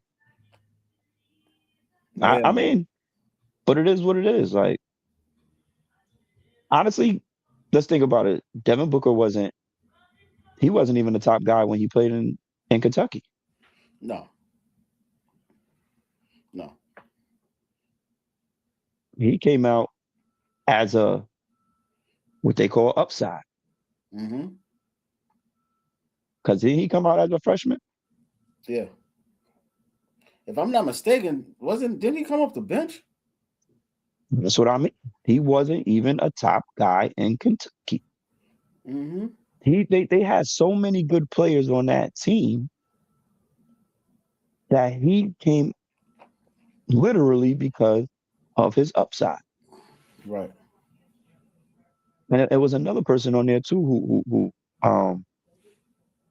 who I think that came out like that off that team that probably I don't think they made it too well, but there's a lot of people that built on upside. Devin Booker's one that just happened to have a good career, make it to a finals, Mm-hmm. and have a 70-point game and a 30-point blowout. Things of that nature. You know what I mean? So I just don't see. I never seen it. I just seen him being a really good player. He needed some help. I thought Bradley Beal, who's fallen completely off the map as a basketball player, just due to injuries and whatever else, completely off the map. And Devin Booker just never was it for me. Like the last person, Zion Williamson. What are we doing here now? Like, what are we doing, son? And New Orleans. What was all? We gotta stop. Like, I asked you to do something, right? I asked you to do a segment, right? And you kind of like made a statement why you didn't want to do it, right? Mm-hmm. Mm-hmm. Mm-hmm. Who were you? Dude, because you was beating up on, because you had the athleticism, and you was beating up on people that wasn't even your size in high school. Mm-hmm. Like, you're abusing people, and like I said, you can't help where you're born. You can't help none of this stuff. You have to play who you gotta play against. Well, god dang, man. God dang. I have one. I think we're in the same level, but I think it's a difference of what we're seeing. Because his game, with him is his game has not evolved since we've been seeing him on those YouTube videos when he was in high school. It's still the same thing. It's just a brute. But then now you're not even healthy enough to give us anything. You know what I'm saying? So it's the same look that we've been getting since we've been watching the YouTube videos when you was in 11th grade, before you went to Duke, and that's the same thing we see now. It's just, but now you're playing against grown men. You're playing against grown men, and we're not seeing enough of it because you can't stay on the floor, and you haven't evolved into anything else.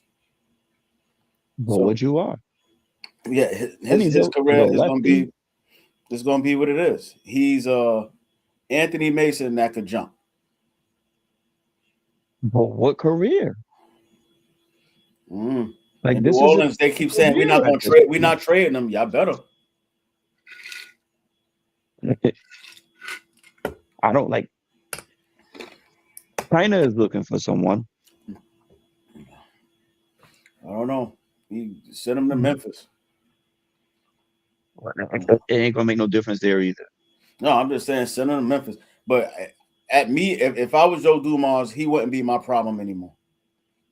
Trying to keep him underweight, trying to keep him healthy, trying to keep him out of these stripper relationships and all of that. Like, yo, nah, I would have to, especially if you're talking about trying to evolve into one of the better teams when you were heading that direction.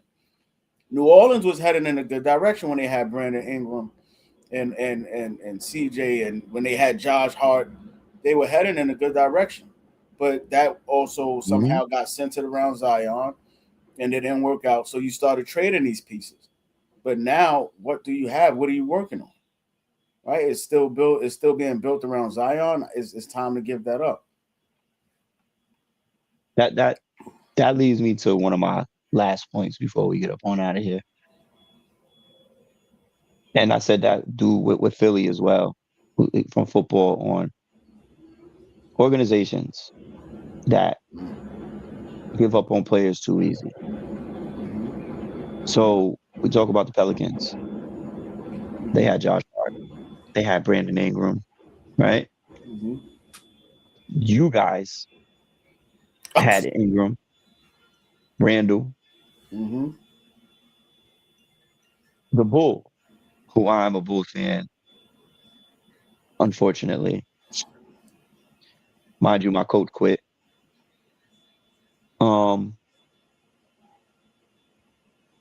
We lost Kobe White, Mm-hmm. the guy who scored 43 points off the bench last night in AO. Right. We got rid of Lauri Markkanen, which at the time I was all for. We had Daniel Gafford.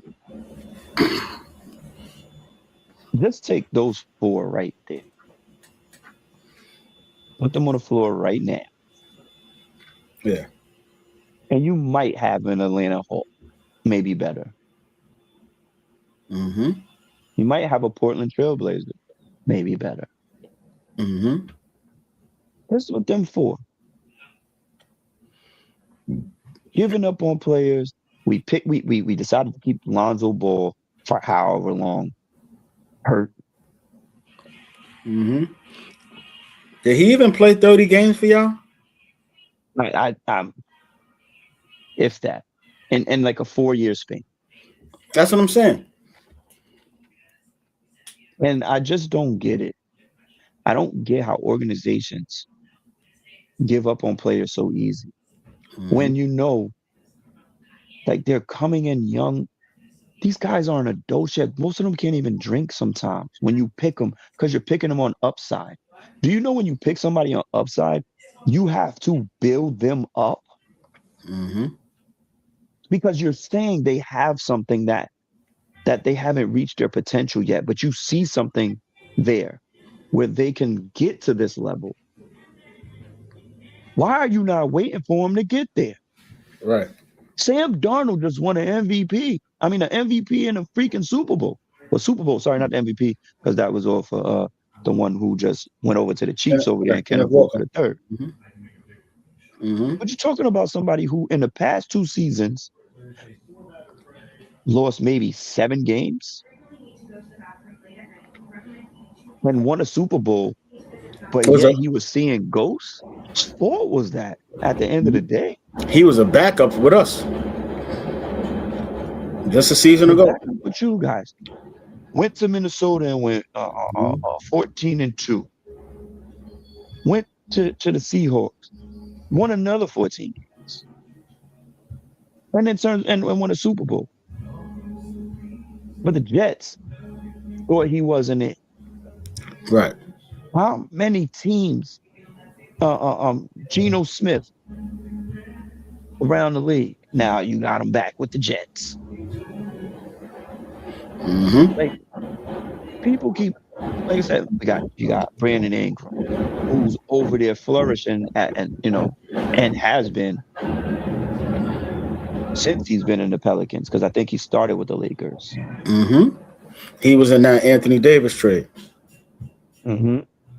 And he's been flourishing. Him and CJ McCollum was.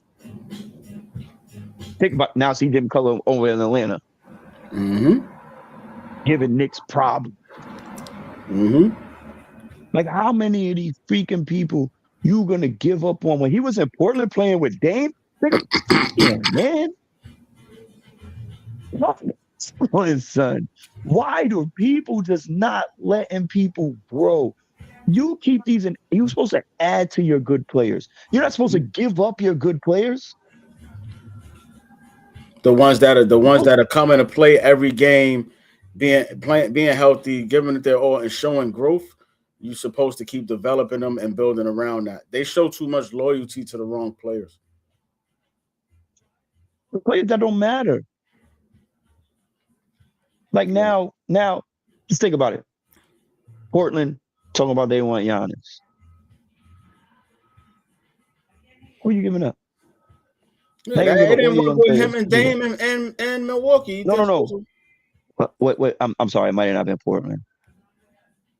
It might have been. No, I ain't gonna lie. But I forgot who it was. But they all in, like, on trying to go get Giannis, right? And I'm just. But I don't get it, dog. I don't get it. But because they probably got Drew Holiday. Mind you, if Dame was to come back, even at their ages, that's still a little bit of a dangerous backcourt. You know what I mean? Yeah. But what are they I don't that lineup there. Portland, I think they brought Dame back for nostalgia. But course. They got Finish out his career. you bought guards in who are you're now going to give up. You drafted Scoot Henderson. Mm-hmm. You drafted Shaedon Sharpe. Who these can be? Shaedon Sharpe is electrifying, man. I don't know. I can see him being along that lines of like a Jalen Green, that style player. He's a good player. And then you got Scoot Henderson over there. Then you Dame and Drew Holiday. So what's going to be the lineup next year when Dame is fully healthy? Or are you planning on trading somebody? You plan on trading somebody? Because then you still got like Jeremy Grant, who's at the end of his career, but he can be used on certain teams that are like, as a trade piece for like a Giannis type player. If you could kind of finagle some numbers with players like him, some draft picks and things like that, you could probably get it done. But sometimes some of these teams, they shoot themselves in the foot. Always. And even some of them, it's a lot of them. Mm-hmm. There's a lot of them that shoot themselves in the foot. And it starts at the top with the owners and the organization, the GMs and so forth, that are not on the same level. And you can tell that they're not seeing the same vision. Mm-hmm. From the coach to the GM to the owner. The owner says, "Oh, I want this." The GM says, "No, we need this." The coach says, "I need this." And everybody's like, "Well, what the fuck?" Mm-hmm. So now the owner just says, "Fuck both of yous, I'll fire both of yous, get who I'm going to have." And now you got trash. Mm-hmm. And that's why OKC is so great. And they're going to be great for the next 7 to 8 years. And because they not only do they develop the players that they have, they also got more players that are going to come in the first 5 picks of like the next 5 years in the next drafts. That's going to also just keep developing in the same system with no pressure because they're already good. And that's what you want. And that's what I want from my Giants. Like in the same situation, like. Mm-hmm. That's what I want. Like I tell people, I've said it again and again. John Harbaugh has 5 years, $100 million. I want him to build the team, and that's what he's doing. That's why I wasn't mad with I'm not taking this wide receiver and this and that and the third. Mm-hmm. They can't get open if you can't block for Jackson Dart. Mm-hmm. You can't do anything if you can't stop another team. Right. So start plugging in these guys to develop them and to get everybody in a cohesive group together that wants to play with each other and get back to normal. And that's what sports is about. And a lot of people are missing that because they honestly don't want to build. They just want the money and what comes with it. The owners, they got it. They don't care. Mm-hmm. Right? And then the GMs, the coaches, the players, they don't care. They just got paid millions of dollars to shoot a basketball for 48 minutes, less than that, because you probably play 36, most of y'all at best. And this is why, honestly, this is why fantasy sports was developed, because of the way they played it, because of the way these GMs and owners and managers take care of their front office, and it starts to get our minds turning to what we could do in those positions. And some of them, they're just not getting it right at all. Like another team like Utah Jazz, I'm like, what y'all doing? Y'all got 17 power forwards. Like, what are you doing? Teams like that, that don't have no direction. The Clippers, y'all don't want to be the little brother anymore, but you keep, like, y'all don't have no direction. Y'all don't have no culture. Y'all don't know what y'all trying to build over there. You know what I'm saying? So how can you develop? Even the Bulls, right? They don't know how to develop. The Lakers don't know how to develop either. Our team is built on a bunch of players that we've brought over from somewhere else. The only real Laker is Austin Reeves. That's the only real Laker. That's it. I have 2. I got Basellis and I got Patrick Williams now stuck on our team. And whoever we drafted last year, which I forgot his name, but he's from France. and he was the same person as Vaselis. Go figure. Yeah, y'all got point guards and power forwards. That's the only two people who are drafted from the Chicago Bulls that's on our team. Mm-hmm. Yeah. Everybody else has been brought over in trades and bullshit. Mm-hmm. Mm-hmm. Like, why did you get rid of Kobe White? Why did you get rid of Ayo? That didn't make sense because it didn't even look like it was like a money thing. It was like, I don't get it. Was it expiring contracts? I got to really take looks at those type of moves, man, because I just don't get it. But yet Alonzo Ball was for 4 years hurt. Mm-hmm. You didn't want to get rid of his contract?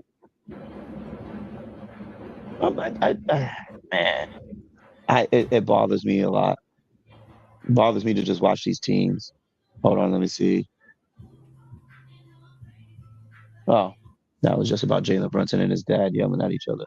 But look at what happened yesterday, though, when they played through Cat. Let's not get that twisted. 2010 and 10, his first triple-double. They finally go through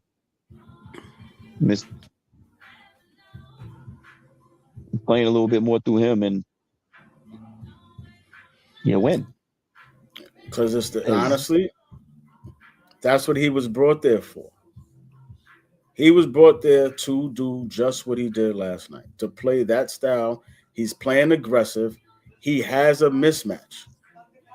Jalen Brunson, you shoot enough to make it look like you have a mismatch, but you really don't. You just take a lot of shots, which are bad shots, by the way, after dribbling for 20 seconds of the shot clock. The game needs to go through Karl-Anthony Towns, and that's it. That's the way that they're going to beat Atlanta and get them out of the way.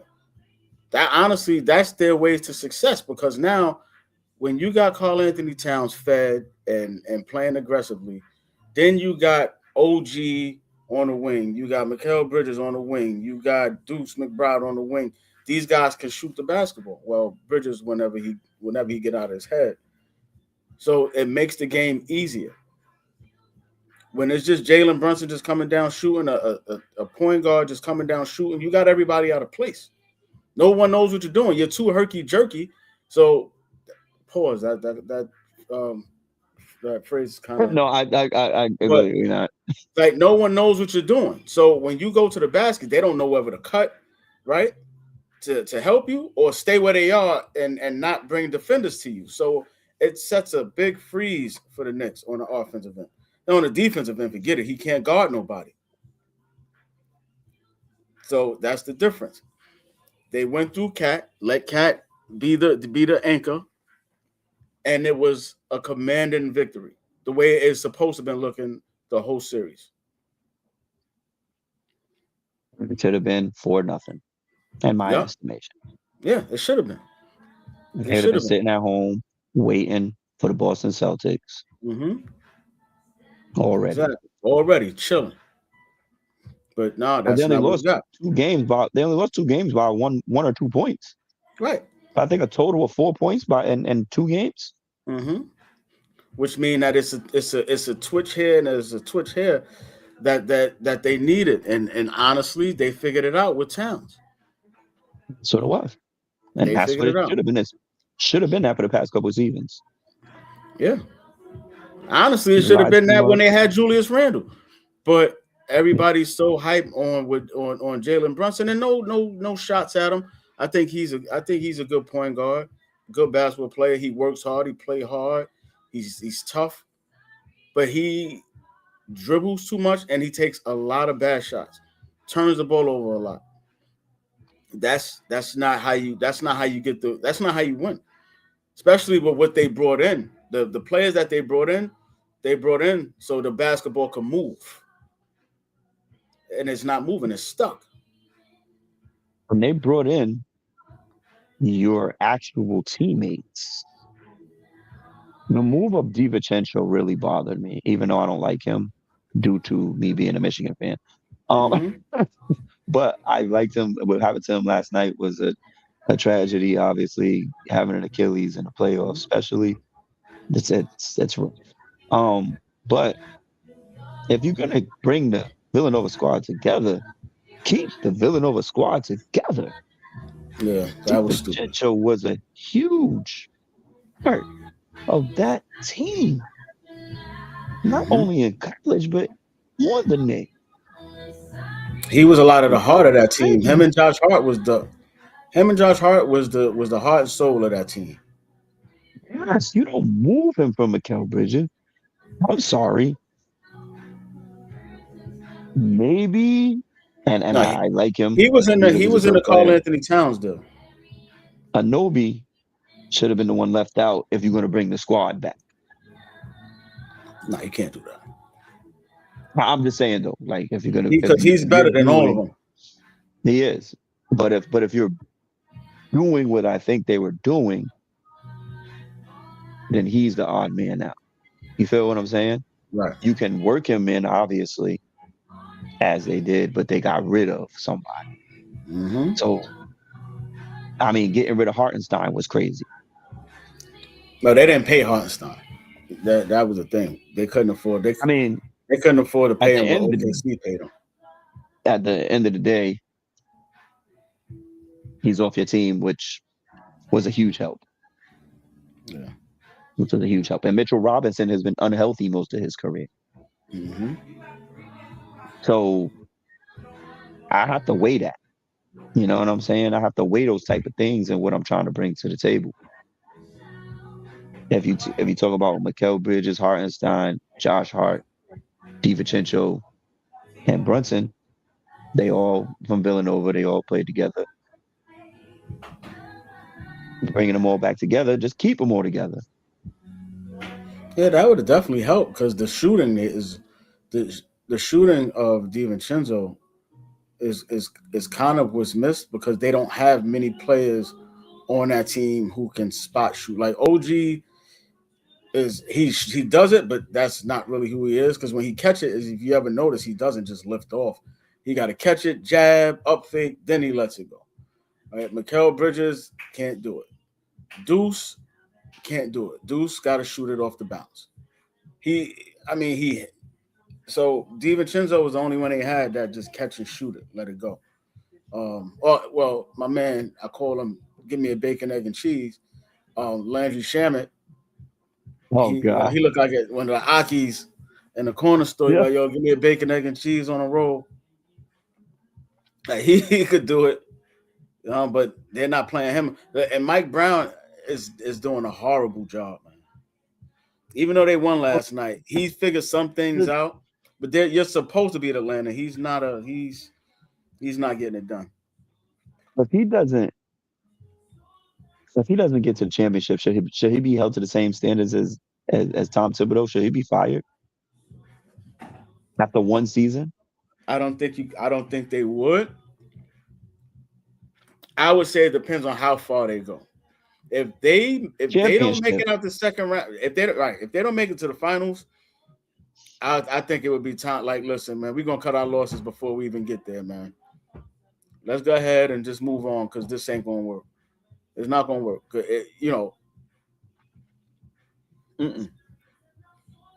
Yeah, there's no excuse. There's no excuse. You haven't really developed any of these players. We don't know what kind of system you have where Jalen Brunson comes down and just does whatever he feel like he want to do until he passes it, until he gets tripped up and he's on the floor because he can't change direction. Like, that's not crazy. It looks crazy when he does that. Yeah, but it's the same team, son. The same team. Mm-hmm. They have nothing different. Nothing major, last year to this year. Oh, that's it. They added Jordan Clarkson and Alvarado, but those ain't major pieces. Yeah, but those are pieces that were supposed to help you off the bench, right? Mm-hmm. But you have the same team that went to the Eastern Conference Finals, and what was they in the Game 7? Mm-hmm. Game 7 with the what's the name? The Celtics. Mm-hmm. So if you got rid of the coach that got you there, Mike Brown either. No, that wasn't the Celtics. That was Indiana. Huh? Remember, they lost to Indiana. Oh, that's right. Indiana. Is it Indiana OKC? Mm-hmm. So either, and that's another thing. How come Halliburton hasn't come back from his injury? But anyways, we'll talk that up another day, right? Indiana shut him down. They said it's not worth it. It wasn't worth it for the season. The team ain't worth it. Right. The team wasn't as constructed. It was they didn't do what Boston did. Mm-hmm. You know what I'm saying? Where it's like, all right, they fit the bed. Right, exactly. So he was like, listen, just sit it out, get fully healthy, come back, take the whole year off. Yep, I got it right here. Karl Anthony Towns just changed the Knicks' entire playoff storyline. And as I said, like, that shit just came across my feed literally at 12, 15. But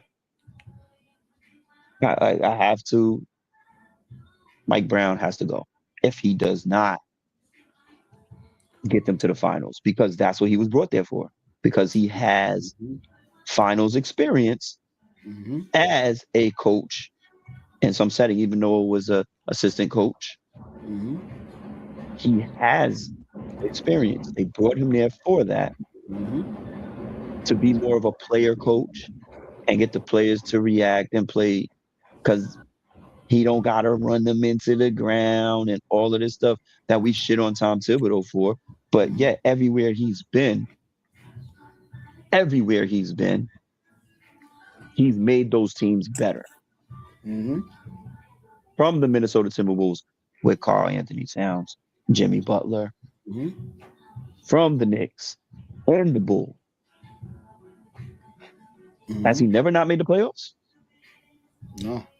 And what's crazy is they brought the depth in that he could have used this year, where he wouldn't have had to run his players into the ground. I mean, even though he'd have probably found a way to do it anyway, but that's just he likes what he's like, and who he's comfortable with is what he's going to go with. Only thing I've ever faulted him with is when his team is up with a comfortable lead and they shouldn't be in the game. Derrick Rose. Yeah, like that's the only thing I've ever faulted him for. I mean, when we play basketball, man, you were taught to play, like I was saying earlier, from the jump ball to the final buzzer. If you're on the court for that whole entire time, you're expected to perform. That is it. You know what I'm saying? But my only fault with Tibbs is when those teams are up by 15 to 17 to 19, and is 4 minutes left on the clock. Get those players out of there. That's it. Number one, you also are paying the other 7 to 9 other people on that bench to get some little bit of playing time in there. Right. Get them up in the game. Especially when you got certain players that have shown that they're capable of playing. And we can afford to lose you. Yeah, I don't care. Afford to lose this spot. I don't care, Tyler Kolek, if you break your neck. I mean, like we like you. You're good. You're a fan favorite. But if you break your neck, we're not going to skip a beat. Like nobody cared. Nobody cared if Cliff Livingston got hurt. Right. Go ahead, take the last shot when we up by 15 and 10 seconds left. Go ahead, you take that shot, man. So what? I don't care if they slam you in your face. Exactly. As long as Jalen Brunson ain't hurt. Exactly. You know what I'm saying? Like, and so that was the only thing with Tibbs with me. But as far as playing his players, nah, this is what you get paid to do. Play the game. Don't want to be here and then don't want to be here. Yeah. You know what I'm saying? So at the end of the day, we'll see how that translate over into the rest of this playoffs with Mike Brown, because he has to learn how to get his rotations in. He got to learn how to make end-game adjustments. You can't play the same game, the same style the whole way. Like, you can't do that. You have to make a change. And I think if he's not going to do it, then as long as the players understand that ball needs to go through Karl Anthony Towns at least 85% of the times down the floor, he needs to touch it, whether he shoots it or not. But he 9 times out of 10 he has a mismatch. You gotta explore that. Mm-hmm. Like I seen players, I was screaming at the TV. I'm not a Knicks fan, but I'm screaming at the TV where he comes off a screen They pass it to, they switch off. Atlanta switched off. And now he has Dyson Daniels on him in a post. I'm like, throw him the ball. Throw him the ball. What are y'all waiting for? Throw him the ball. And when they threw it to him, I'm like, all right, see, now something's going to come out of that. Like, what do you do? Explore that mismatch. What are you doing? Mm-hmm. So, you know, that's what Mike Brown got to, when he go and he look at the tape, those are the plays he got to look at and be like, look, we could win these games easily if y'all just find out an easier way to play the game. And I'm going to direct y'all as the coach. When you the screen, the high screen, when Karl-Anthony Towns fades to the side, OG cut through, bring your man with you now, Carl. You go reestablish yourself down there in that low block. And then now that's how they'll get the game. They'll get the game won easily, very easily. You know what I'm saying? Especially against Atlanta. Atlanta, honestly, we were saying that they're not even supposed to be there. Their team was not what they did. They were not supposed to be there, bro. They wasn't even in playoff contention before they made that trade. They was going into a tank mode. Right. They was right. They looking at, they trying to get Cam Boozer and all of them. They wasn't even paying attention to play these dudes. They're like, man, we're gonna go get Cam Boozer or AJ DeBonsa, whatever. We'll figure it out from there. But Christmas came went 12 in a row. Right.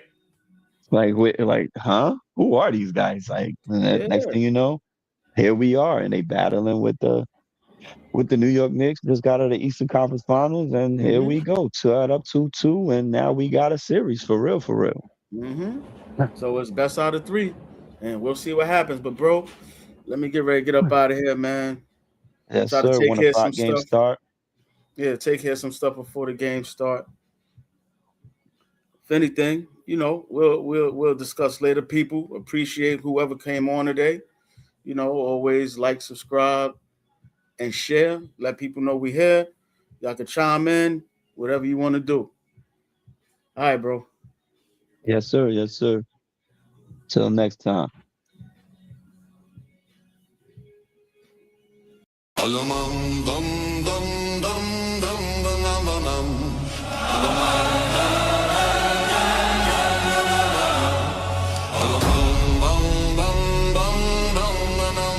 Ladies and gentlemen, fans of the game, Stack King. If it's got a scoreboard, you know we talking about it. What the heck? This is all on Stack again.